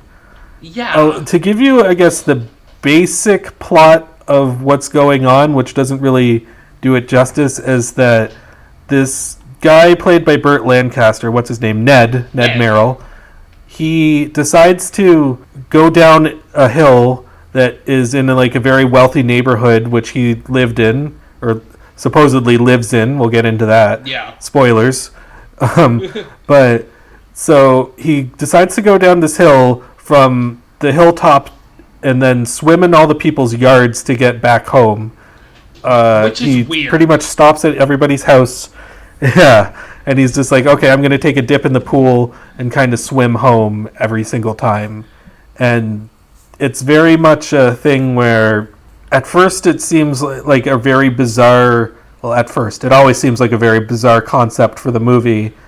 But what really kind of starts coming out as he goes to all these different houses, which are people that he knows, is that you start to see like cracks in his facade, because Ned considers himself to be this like really highly respected, really, prestigious member of the community who everybody loves. But you do get some of that, but mostly from people who don't know him that well. It seems like every house that he goes to, the better that the person knows him, the more apprehensive they are towards him. Yeah. And you start to see sort of facades like sort of chinks in his armor as he goes on, and that leads up to the ending, which is probably, you know, the most impactful part of the movie. But before we get into that, Yeah. I guess, what were your kind of like first impressions when you were watching this, and you know, how it progressed from there? Well, I guess it's really interesting to show how you feel about a character is based on how you present them, because I think this movie basically just starts the first time you see Ned. He just sort of walks into frame into someone's yard and jumps into their pool, and that's really all you know about him. Is you know Ned, and based on the interactions he has with his friends at the beginning of the movie, he seems quite well respected. In my notes, I usually do a quick rundown of our main character, and my first initial notes were athletic, fit, very well respected in the community, because I believed it. These people were treating him pretty well. At the very beginning, you sort of exactly. Like, he's a little bit cocky, but like not too much to where it's like, oh, okay, this guy's an asshole or something like that. It just seems like, okay, like, he's a good guy who probably is a good standing in community, and maybe he's a little bit arrogant or something like that. Yeah, he's definitely neurotic. Like, he gives the vibe of someone who does have way too much money, is what I'd say. He gives the vibe that he has money to burn, and he has time to burn, and he can do whatever he wants. And that's why he just starts... He doesn't even end that conversation with them properly. He just has this idea and runs away. And we never see these characters that respected him, I don't think ever again. And... yeah, it's just such a weird way to introduce your main character, because I don't know anything about him. All I know is what you sort of are inferring to me. And what I know about Ned at the beginning of this movie is he likes to swim, and he's got a wife and kids, and he's well respected, which is, two of those things are correct. Like, but it really like almost gaslights you into believing his lie. Yeah, because it's very much like, again, I'm trying to figure out how we should talk about this, if we want to go right into the ending and then explain Ned from there, or if we want to go from our first impressions of him as we're watching the movie. But basically, like, Ned always alludes to having pasts with these characters, and, you know, it seems like some of them are just a little bit like, oh, here's Ned again. Yeah. And you can kind of see why, because this whole concept of swimming through a bunch of other people's pools is pretty ridiculous. But then you start to see, like, based on the conversations, you start to hear, like, little just things about Ned that are maybe not necessarily forgivable, if for a lack of a better term. Yeah. Like, he goes to, like, one person's house, and then he's like, oh, this is the mother of his friend who he used to, you know, be friends with. And then she kind of says, is like, oh, you never visited him in the hospital, you know, you left him alone while he was, like, really, really sick. Yeah. And then Ned just kind of, like, is like, okay, and then he moves on from that, and he goes to a different scenario.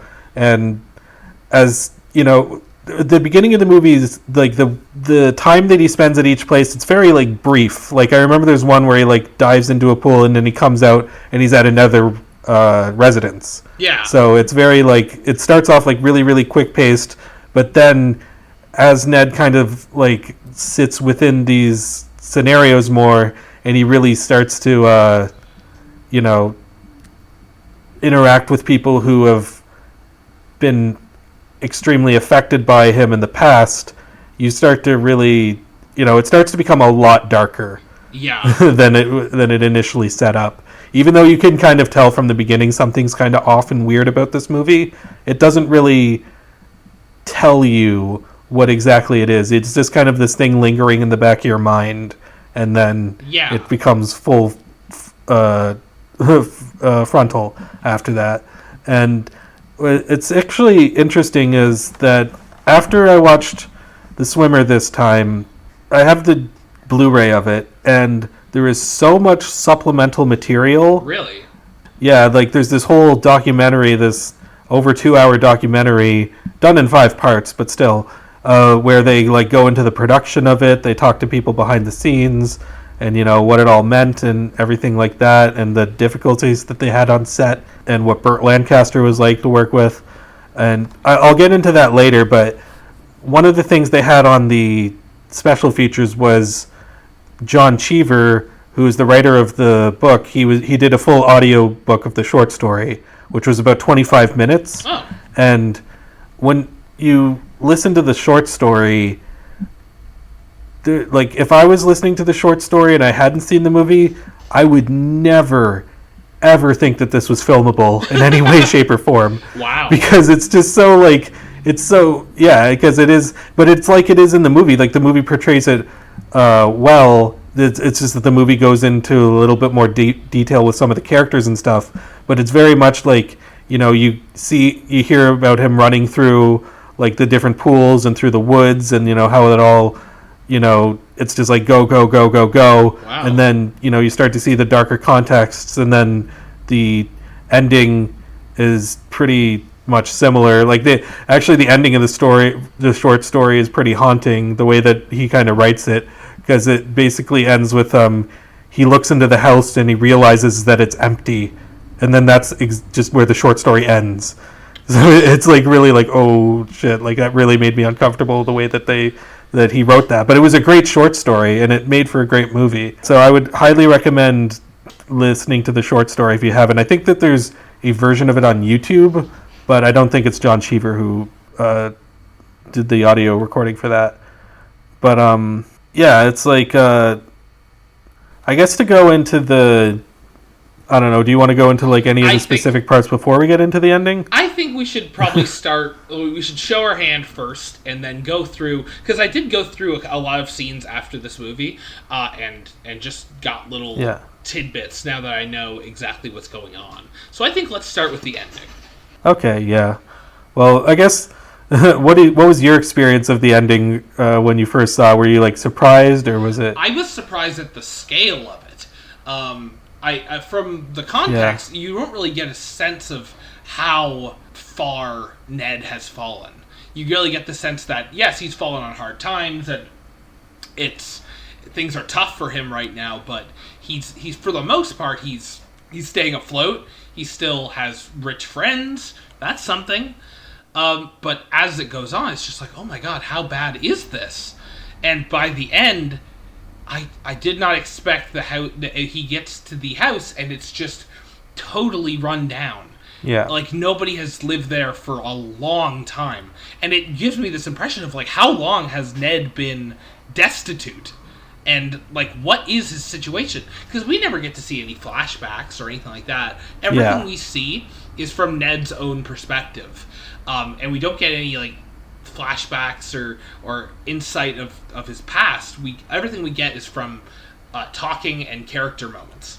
Yeah, absolutely. It's very much this thing where it doesn't fully explain everything, but you just when he goes to the house at the end, and you just see it that it's completely abandoned. Like his wife and his sisters are not there. The house is empty. Everything looks run down. It was a really great set, by the way. Oh yeah.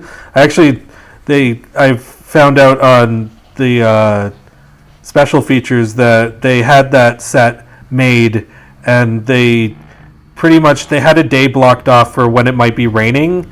And if it ever rained on that day, they would go there and film the ending. And it rained one day that summer, which was just enough to get them to do that. And so it was a pretty great way that they went about it. But yeah, the ending, you kind of realize that like pretty much everything that Ned has been claiming about, like, oh, my 2 girls are home, they're playing tennis, I have a loving wife and stuff. All of that has left his life years ago. Yeah. And this entire movie was basically a facade of him going around and, thinking that he's on good terms with the neighbors just because he's deluded himself into believing that his ideal life that he strives so hard for still exists. And it doesn't. It's all, it's all bullshit. And with Ned, it's one of the most interesting, unreliable narrators I've seen. And so much of what this has to do is like the contrast between how beautiful everything looks in terms of the landscape. Like Frank Perry did a really great job at directing all these forest shots, at directing like these these different like homes and stuff like that, which I believe were actual homes in upstate New York, if I'm not mistaken. And it's such this dark story that's really kind of like, I think what a lot of people in like upper middle class America kind of go through is that they have it in the back of their mind, or maybe they don't, but they could be blindsided by it, that there is a chance that you can just lose everything that you've worked so hard toward. And that's the reality that Ned has found him in, but it's not the reality that he wants to face.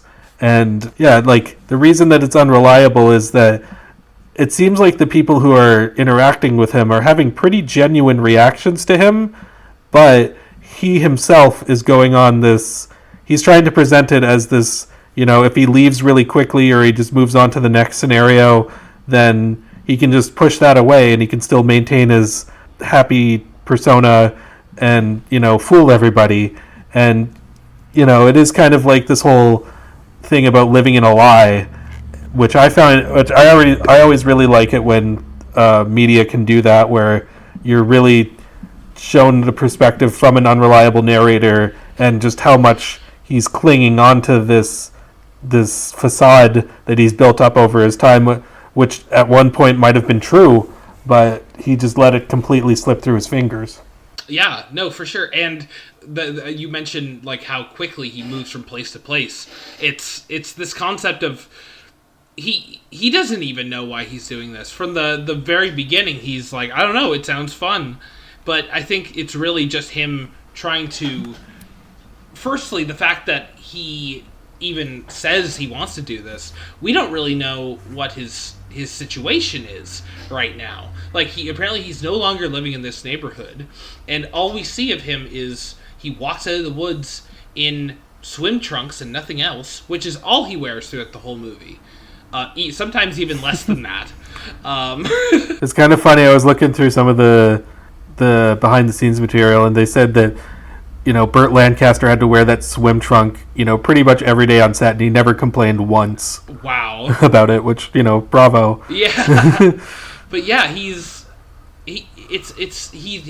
walks through everything so quickly that he doesn't have time to think about the reality of his situation.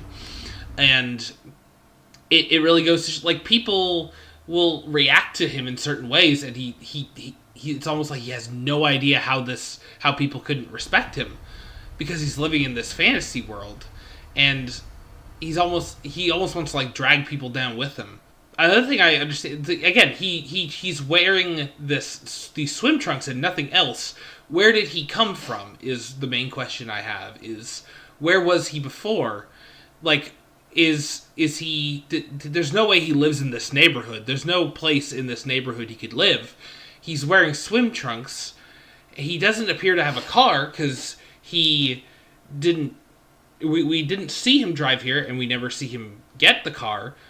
Like, what was he doing before?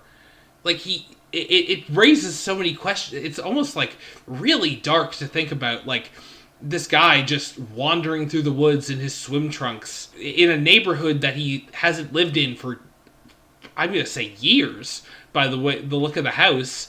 It's so sad to, like, rewatch some of these scenes with that additional context. Yeah, absolutely. And, this being like the second time I watched the movie, I mean, you really feel that in a lot of ways when you're going through the movie for the second time. And so much of it is, metaphorical.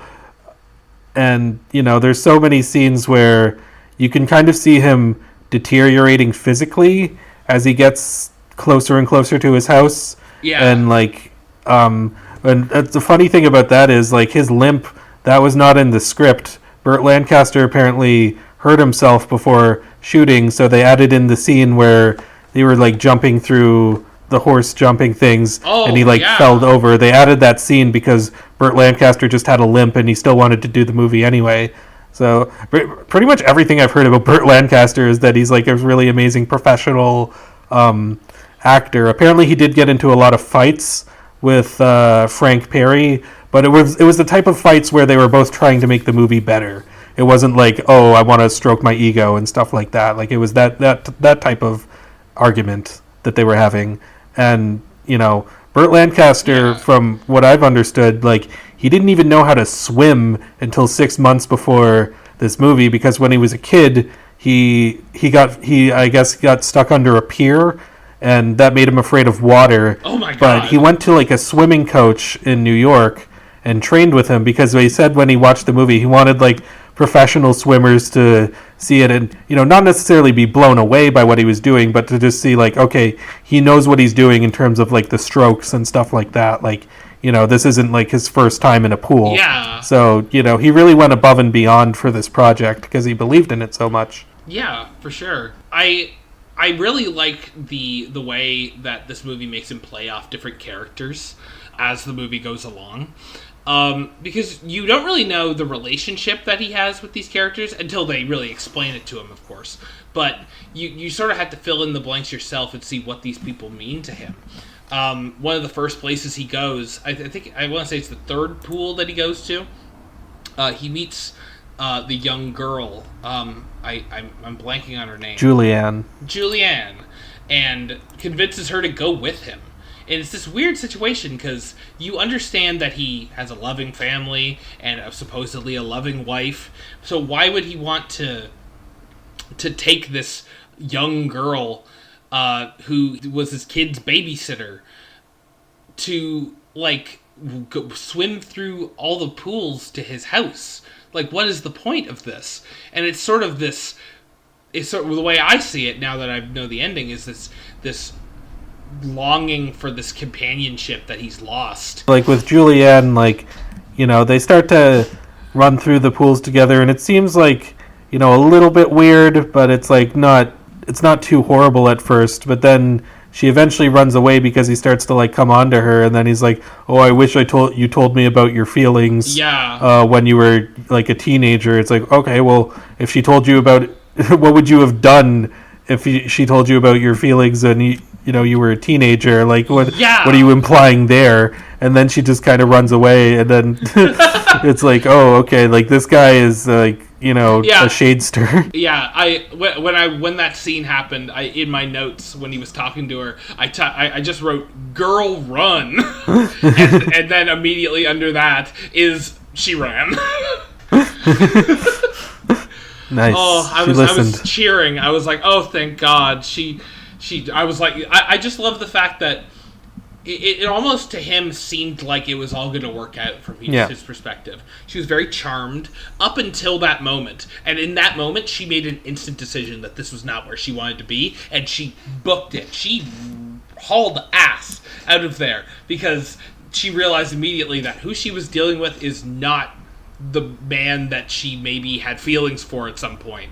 It's something completely different and alien. And what I was kind of like noticing after that is like Julianne's in the movie for like a little while, like I'd say like 10, 15, maybe 20 minutes. Oh yeah. And she just kind of goes to a few of the pools with him and runs around in the forest with him. And while after like that goes on, like, he's like really upset, and then you think like, oh, okay, did he actually have feelings for this person in a weird way? But then he like starts going to other pools and starts hitting on more women immediately. And then it's like really telling of his character. It's like, she was trying to build this bond with this girl, and as soon as that didn't work, he moved on and tried to do something else, which is, a perfect analogy of him going from pool to pool. And, because he doesn't really reference any of the things that happened at the previous pools. He just kind of goes on and tries to take the situation as it happens. Yeah. And that kind of like is a lot more telling of his character. Yeah. In a way, is that you can see like this is the type of person who's flimsy. He, as soon as like something happens and something, I don't know, fucks up or whatever, he's on to the next thing and he's not even thinking about it anymore. And that it's very much it's great foreshadowing to the ending. It's telling. And the type of person that Ned is revealed to be. Yeah, and we don't really ever find out exactly the specifics of how he became a failure in life, but you sort of have an idea. We find out at one of the pools that he was adulterous. He cheated on his wife, which probably ruined his marriage. But like we don't really know if that's the inciting factor. I don't think we ever really know what he did for a job. He was just a businessman, I believe, is all we know. So it could have been that began his troubles, and then he started having an affair to fill that void of disappointing his family. It could have been the other way around. It could have been something else entirely. There's so many things that somebody can do wrong in their life that can cause their lives to just sort of fall apart. And it's really a great representation of it doesn't really matter, because all of that has been gone for so long, and he still... How he ruined his life never comes up, because that doesn't need to come up for him, because in his own delusions, he didn't ruin his life. Yeah, that's the thing, is that the reason we don't see exactly how it happened is that Ned is not an introspective character. He's not the type of person who would reflect on what got him to that point. Like, he just wants to move on to the next thing, which is to his detriment, because he can never have, like, a deep connection. He can never do any of the things that, you know, he can never correct his mistakes. He's just like, okay, and then he moves on to something else. And you can see that just through this short window that we had. And you can fill in the blanks as to how that ruined his relationship and his just entire life. And, you know, it tells you a lot while telling you very little, which I really always appreciate. Yeah, me too. And I think it's really telling by the point where Juliana leaves. You see him sort of starting to unmask a little bit more. His condition is getting worse. I think the two pools after that, he arrives at a party, and we don't really know a whole lot about the host of the party, but we know that she does not like Ned and wants to avoid him. She shares very few words with him. But there's a really great scene there, and a really great cameo from Joan Rivers randomly. I just did not expect that at all. It's actually, I can give a bit of insight onto that from the extras, that Joan Rivers was not in the script initially, but I guess the producers liked her, so like they found like a small role for her that was like a minute long, and it fits really well with the movie, so it's like, it's one of those things where it's not just like a cameo for the sake of the cameo, it actually adds to the story and the type of person Ned is. But yeah, she's like literally, they don't necessarily say that she's playing herself, but her character's name is Joan, so it could just be Joan Rivers, like as herself, like that he's meeting at this party, which is pretty funny. Yeah, and he introduces himself and sort of has a different approach. He's almost like full of himself. He's like very full of he's not very charismatic, as charismatic as he was in these other scenes. What is he? Mm-hmm. What is the line he says? He says he's like splendiferous and benevolent, and it's very weird. He almost talks like he has delusions of grandeur, which is so strange coming off of a failure with Juliana and his whole situation, to think that he is better than anyone else. And that's what he says. I think he says he's better than most people, which is such a strange thing to say after so many failures at this point in the story. Yeah, exactly. It just goes to show how deep he is into his own mind to keep this delusion alive. And, it's like, it's this thing where I would say that I don't necessarily like Ned as a person, but I did feel sympathy for him in terms of like how much he's deluded himself, like how much like this has like affected him and stuff like that. It was a really great sympathetic protagonist who's not necessarily a likable person. And this movie's like, that's a really like thin line to walk, because you could just like go and either make it too saccharine, or you could just make him way too unlikable to be sympathetic with. And this movie walks that line, and it walks a lot of lines between like surrealism and reality, and just fact and fiction, like all that stuff. It's very much, it's a very tight line that they had to walk for this entire movie, and it's pretty fantastic the way that they were able to balance all of it. I actually liked it more this time, going back to it and learning about the supplemental stuff around it, which I'll get into when I guess we're done talking about the movie itself. But there's so much in this that I found really easy to gravitate towards. So this was a movie, like, I saw it a few years ago, and it's always stuck in my mind ever since. And I think that when you watch this movie, even if you're watching it and you're a little bit confused at first, I think it's one of those movies where it's going to stick in your mind for years and years to come, and you're going to want to go back and revisit it at some point. And I've seen I've seen a few movies like that where it really, like, the experience of it grows over time, and this is definitely one of them. Yeah, absolutely. Like, I've been thinking about it since I watched it. Just like the little things, the little interactions that are had. There's a really incredible scene where one of the last pools he goes to is his mistress, the person he cheated on his wife with, which is a really incredible tense scene. Where he's almost like fawning over her and begging for her attention, acting like she doesn't see him and hate him, because she acts with this incredible contempt for lying to her, and he doesn't even seem to notice. He's like, have a drink with me, I'll make you a drink, forget about this, forget about everything. It really goes to show that he's not only is he deluded about his own life, he's deluded about how he's affecting others. He's irresponsible, and he hurts people, and he never really has any remorse for that. He just sort of hurts, and he reflects that onto other people. Yeah. This really intense scene where she yells at him and says that everything was a lie, it was all a lie, she never liked him, and storms off in her last words. And he's just left devastated because now someone's screaming in his face that he's delusional, and he still can't possibly believe it. He's like just telling himself over and over again, it wasn't a lie, it's not a lie, none of it's a lie. And it's one of his most desperate moments, which leads into, I think, one of my favorite scenes in the whole movie, which is the public pool scene, which is probably his lowest moment other than the ending.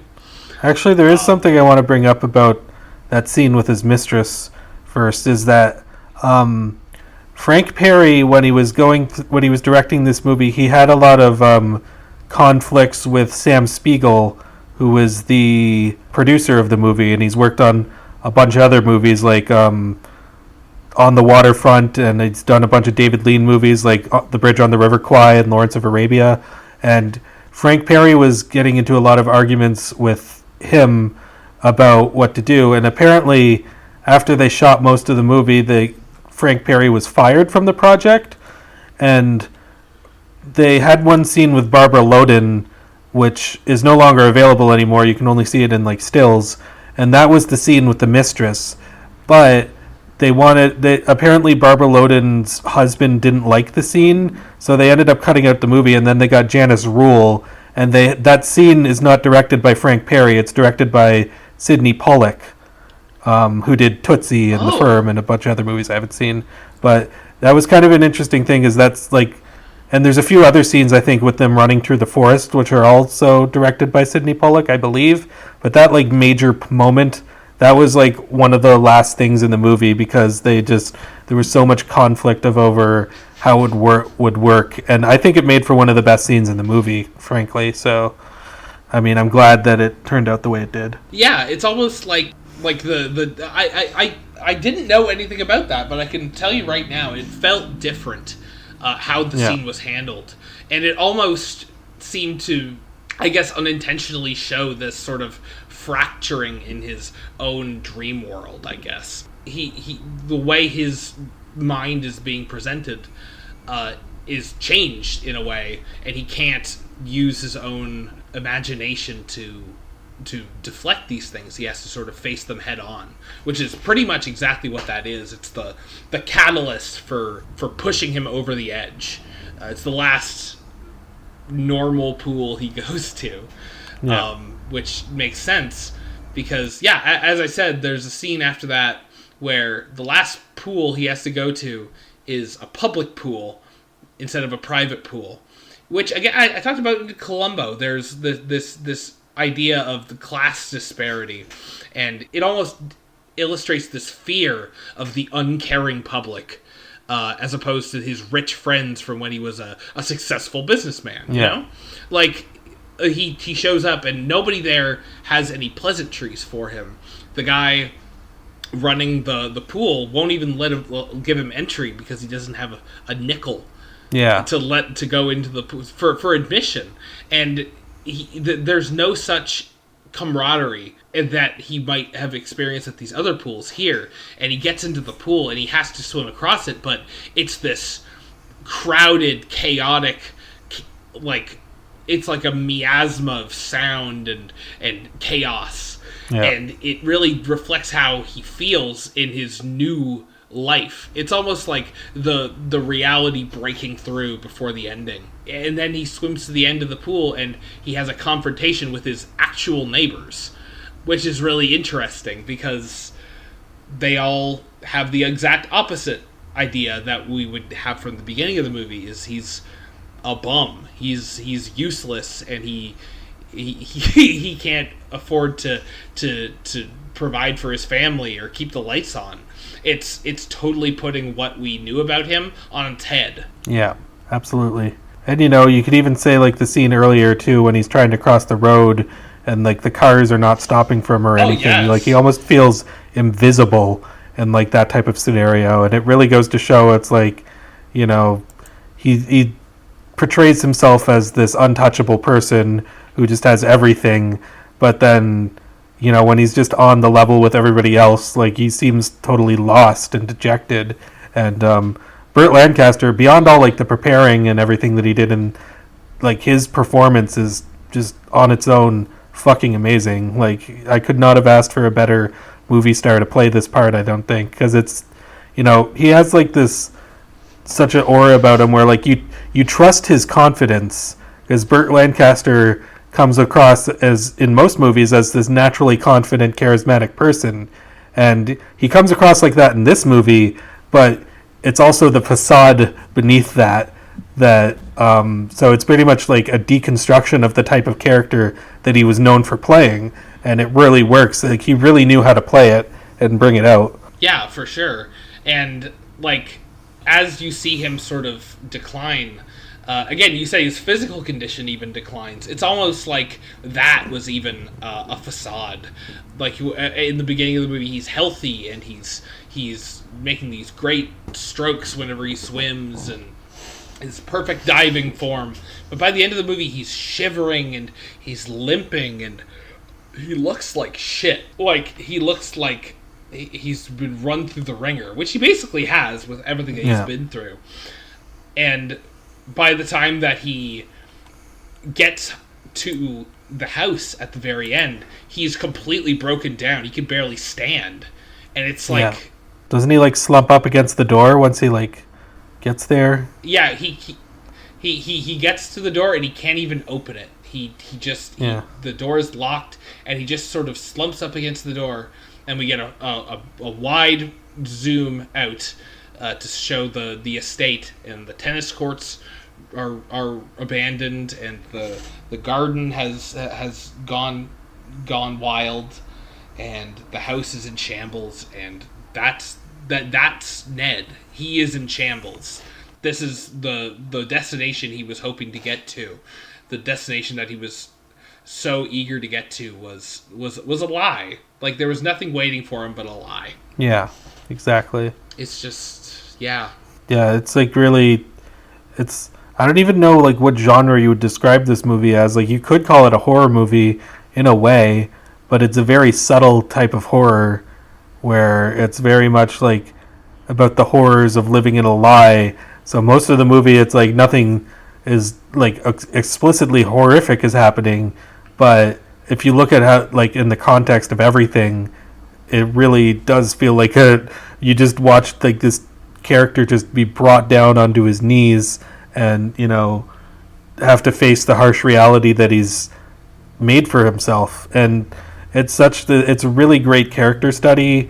It's a really great it's an amazingly shot movie. Like the scenes with him running around in the forest are like so beautiful, and even at the beginning, like when he's looking up into the sky and like you see like the twinkling in his eyes from the pool, and that's when he kind of has this like when the idea pops into his head of like, oh, I'm going to swim my way home. It's very it's absolutely amazing the way that it all came together. And to go from this and to have if you were in the production of this movie, not that you would necessarily not believe in it, but you could just see, if I was working on this movie, I would know that if something just doesn't work, like this whole thing could fall apart. Like if you like pull one needle out and then because like this, it's very much like will the audience even understand this if it comes out well? And Frank Perry's having arguments with Sam Spiegel and Burt Lancaster on the direction of it, and then they get this other director to come in and hire it, and all for this story that in and of itself is basically unfilmable. Like a lot of John Cheever's other like work, because he's a pretty well known and acclaimed author, a lot of his other work has not been adapted to the screen because it's just so hard to adapt these type of stories to the screen.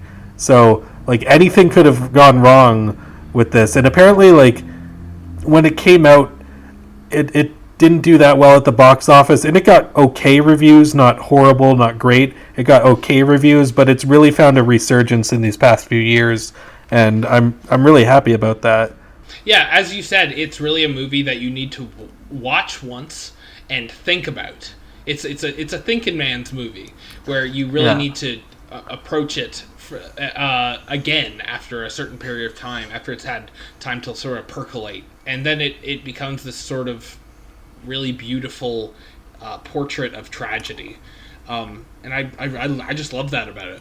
Yeah, and another thing is I should probably mention is that I've brought up a bunch of other people who are responsible for what made this so great, but the editor Sidney Katz, they basically gave him the rough cut of this movie, and once they screened it, it didn't test well. So Sidney Katz decided to go in and like re-edit a bunch of the scenes to make it, more cohesive and quick, and really focus in on certain points.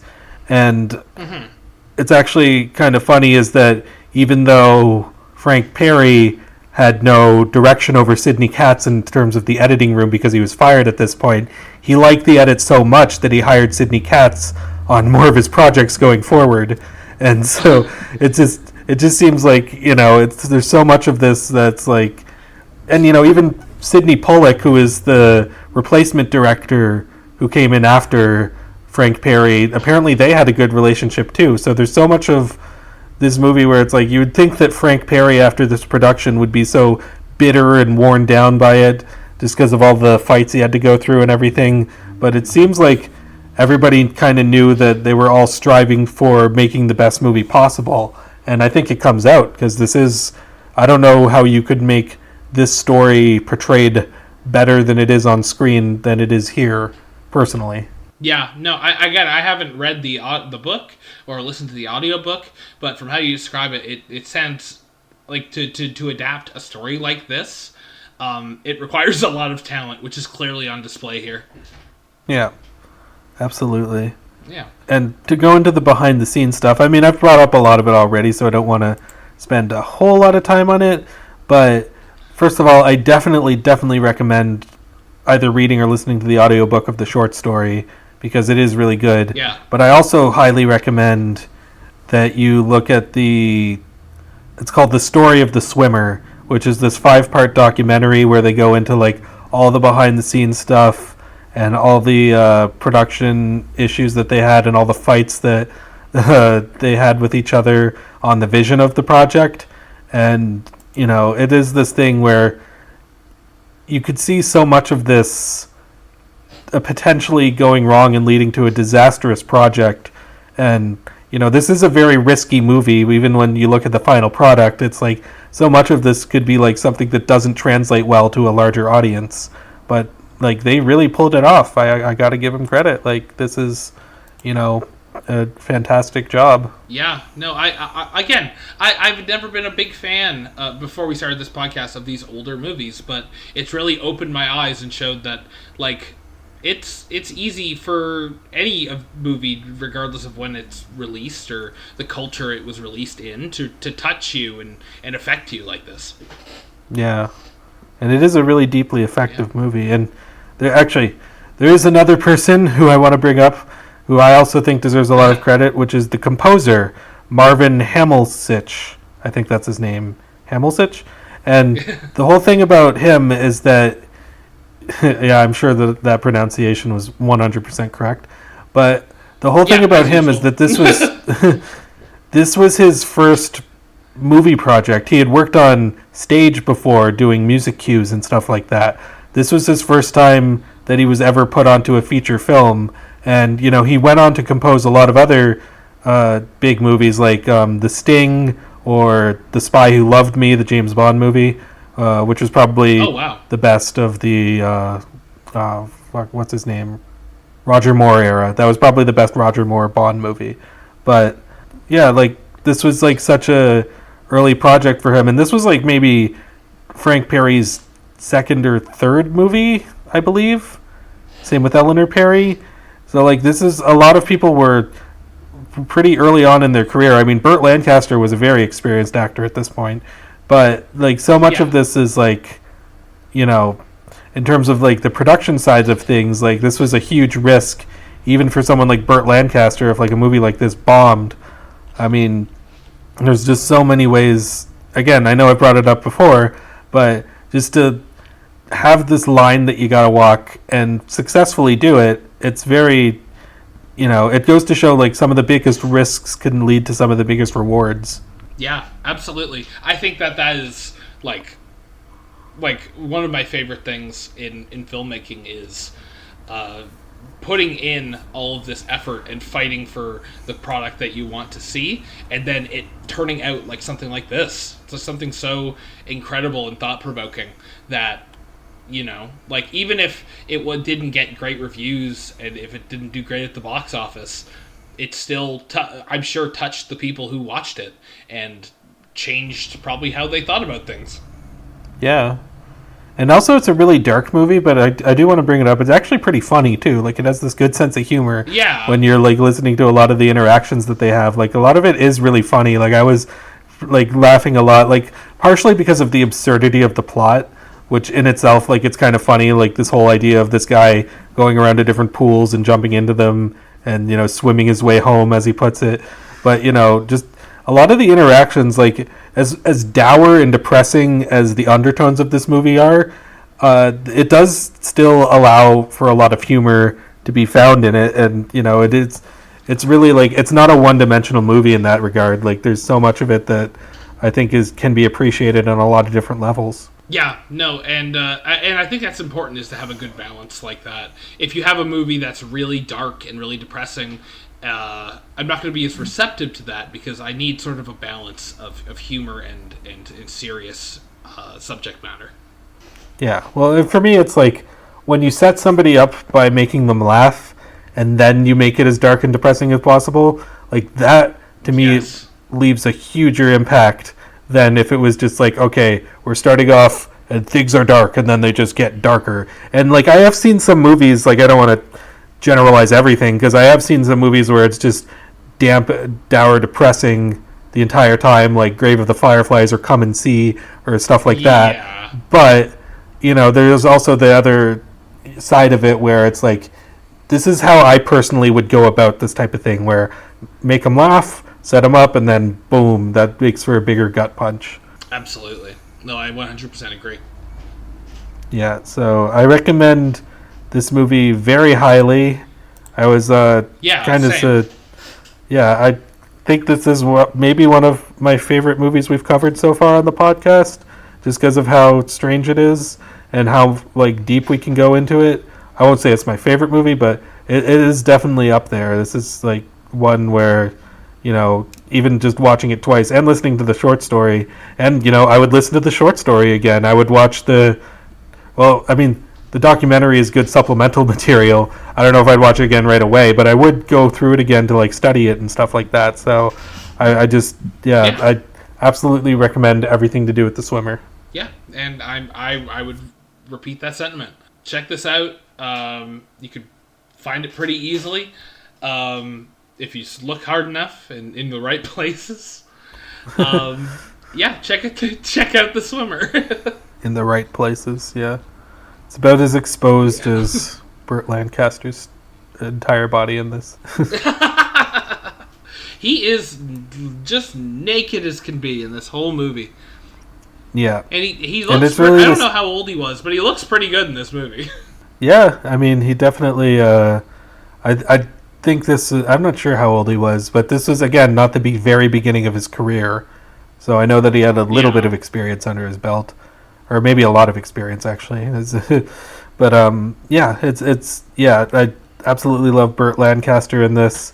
I still need to see some of his, like, more well-known movies that are considered masterpieces, like Judgment at Nuremberg and The Sweet Smell of Success, but I would watch those again too, and I'd watch those too, and I'd watch this again for the first time, and everything else I've seen Burt Lancaster in has been pretty good, like, what was that pirate movie? The Crimson Pirate. Yeah, that was it. Oh, yeah. Yeah. I don't think I've ever actually... I might be forgetting something I've seen, but I can't name a movie I've seen with Burt Lancaster in it off the top of my head, and I don't know. I'm definitely very impressed. I think I'll definitely be going back and checking out his filmography. Yeah, the Crimson Pirate was a movie that I watched just because it was on Reboot. The character, the Crimson Binome, was named after that movie, so that was the only reason I watched it. But it is like a fun little swashbuckling adventure. If you're into that, and I think I've seen Burt Lancaster in some other stuff. I like him. From Here to Eternity. That was the one I was thinking of. Have you seen Field of Dreams? I haven't seen that, but apparently he's in it. Oh, okay, that's another one I haven't seen. So yeah, I'll check that out. Okay, he might just be playing a small role because I believe that's a Kevin Costner movie. Anyway, I'm just looking at his filmography right now for his like more well-known stuff. But yeah. Oh yeah. Yeah, and I liked From Here to Eternity, but yeah, this is definitely my favorite Burt Lancaster movie I've seen. I guess I would have to say it's my favorite Burt Lancaster movie I've seen too, considering. Yeah, well, it is kind of interesting going to a lot of these old Hollywood stars, because when movies come out, at least back in the day, you would kind of go see them based on the star who was in it, like if it was like Cary Grant or whoever like you were like attracted towards. But when you go back in retrospect, I find most people go by the directors or the writers or like the production crew. Yeah. So it is kind of like this interesting thing when you go back to like different eras, and it's like, when in the 90s, for example, you would go see a movie because Tom Cruise is in it, but like now you would like see a Tom Cruise movie because it's directed by Paul Thomas Anderson or whatever. And so yeah. Yeah, and actually, that's Sidney Pollack did direct, the Tom Cruise movie, The Firm, which I haven't seen, but I've heard is good. Oh, yeah. Everything's connected. Yeah. Everything in the whole world. Yep. 6 Degrees of Kevin Bacon. Yeah. I think that's a great place. These were great movies. I'm really, I guess I call Columbo a movie because it was technically it's a mystery movie. What can I say? I hope you guys have liked all the changes that we've made. Everyone who's still listening. I think it's still the same old Unrealistic Elephant podcast, but with a new few kind of additions. Yeah, exactly. That's exactly what it is. It's just the Unrealistic Elephant podcast with extras. So which will eventually grow a little bit more, and I think that you guys are really gonna like it. Yep. Ian, what are we doing for the movie in next episode's Unrealistic Elephant Movie Club? Well, with the next episode, we're actually going to have a guest on, which is my friend Brandon. He's not a I mean, he has a podcast, but like he's not really been on the channel yet. So it'll be pretty cool to see for us to collaborate on a project. And we were actually earlier going to work on a project together, which was based off of a movie that we've both seen and a book that we've both read. Oh. But we just figured, like, okay, well, he's going to be on the podcast. He's going to talk about. He just went on a huge trip to Ecuador and stuff like that, so we'll talk a little bit about that. But the movie, an oldie but a goodie, I've seen it many times, I'm pretty sure you have too, is Fear and Loathing in Las Vegas. Yes! This movie rules! Okay, I'm really excited now. Fuck yeah. I just got so excited. I just read through the book for the second time last year, so I'm going to be even more hyper vigilant about talking about it. But I have a lot to say about this. I'm sure you do too, and it's going to make for a great discussion, I think. Absolutely, yeah. I'm really excited. That's awesome. So next episode for the movie club. Be sure you check out Fear and Loathing in Las Vegas, and it's going to be a great time. I'm super excited. Yeah. I am too. Awesome. It's finally time. Because a lot of these movies that we recommend to each other, I think that we try to surprise each other in terms of like, oh, this person hasn't seen this movie, let's introduce it to him. But it's nice to just go back to a all-time favorite of ours. Or at least of mine. I don't know if it's an all-time favorite of yours. I don't want to put it in your mouth. Oh, no. Yeah. As you can tell from my reaction, I'm a little friggin' excited. Yeah, exactly. I might check out The Rum Diary. Have you ever seen that? I haven't, but... Okay, yeah, it was. It wasn't Terry Gilliam. It was Johnny Depp as like a Hunter S. Thompson character in another project, and so I might check that out. I don't think I'll rewatch Where the Buffalo Roam because it wasn't that good, but maybe you want to. That's with Bill Murray as the Hunter S. Thompson character. It's actually kind of funny. I know I'm rambling a little bit, but it's kind of funny because you've watched some documentaries of Hunter S. Thompson from the 60s and 70s, and Bill Murray will be in them, and he's just like, I'm hanging out with like my actor friends, and he doesn't ever reference Bill Murray by name because Bill Murray was not a star by then. So it's kind of funny just to like, oh wow, I'm just with my actor friends, and it's Bill fucking Murray, and it's like, yeah. Oh my god, that's so funny. I love that.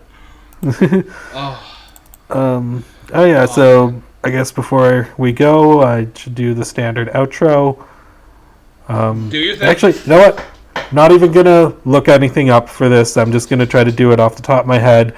If you like this, you can like, comment, subscribe, share, do all that stuff. You can also go to, I guess, the OK Fine Be That Way channel at this point and support me on Patreon or PayPal or through Super Chats. And you can also share around all those other videos that I've made about Game Dude or Edarum or whatever the fuck. And so... Yeah, the new Edarum video just dropped last month, and check that out, because that one's one of my favorites. No, thank you. I appreciate that. It's really great. That was one of the videos that a certain someone was not happy I was producing for the channel, and led to him not being on the channel anymore. So, anyway, but there's probably other things I forgot to do, but I'm sure that you, the audience, will remember to do them because you're smart. So, yeah. We've said it before, but you're so fucking smart. We're so proud of you. Yeah, exactly. Yeah, I'm proud of you, son. Yeah. Now we can be a family again. I love Portal 2 so much. I haven't played it in years. I have it. When you come over next, we should do co-op Portal 2, because I don't think I've ever beat the co-op on that. I never did either, because I played it with my neighbors, and my neighbors were too stupid to follow instructions, even when I figured out a puzzle. So I was just like, okay, enough of this. Anyway, I think we're done. All right. Yeah, I think we're done too. Thank you so much for listening. This has been episode 9 of the Unrealistic Elephant Podcast. So we're signing off. We'll see you guys next month. And see you next time. See you next time.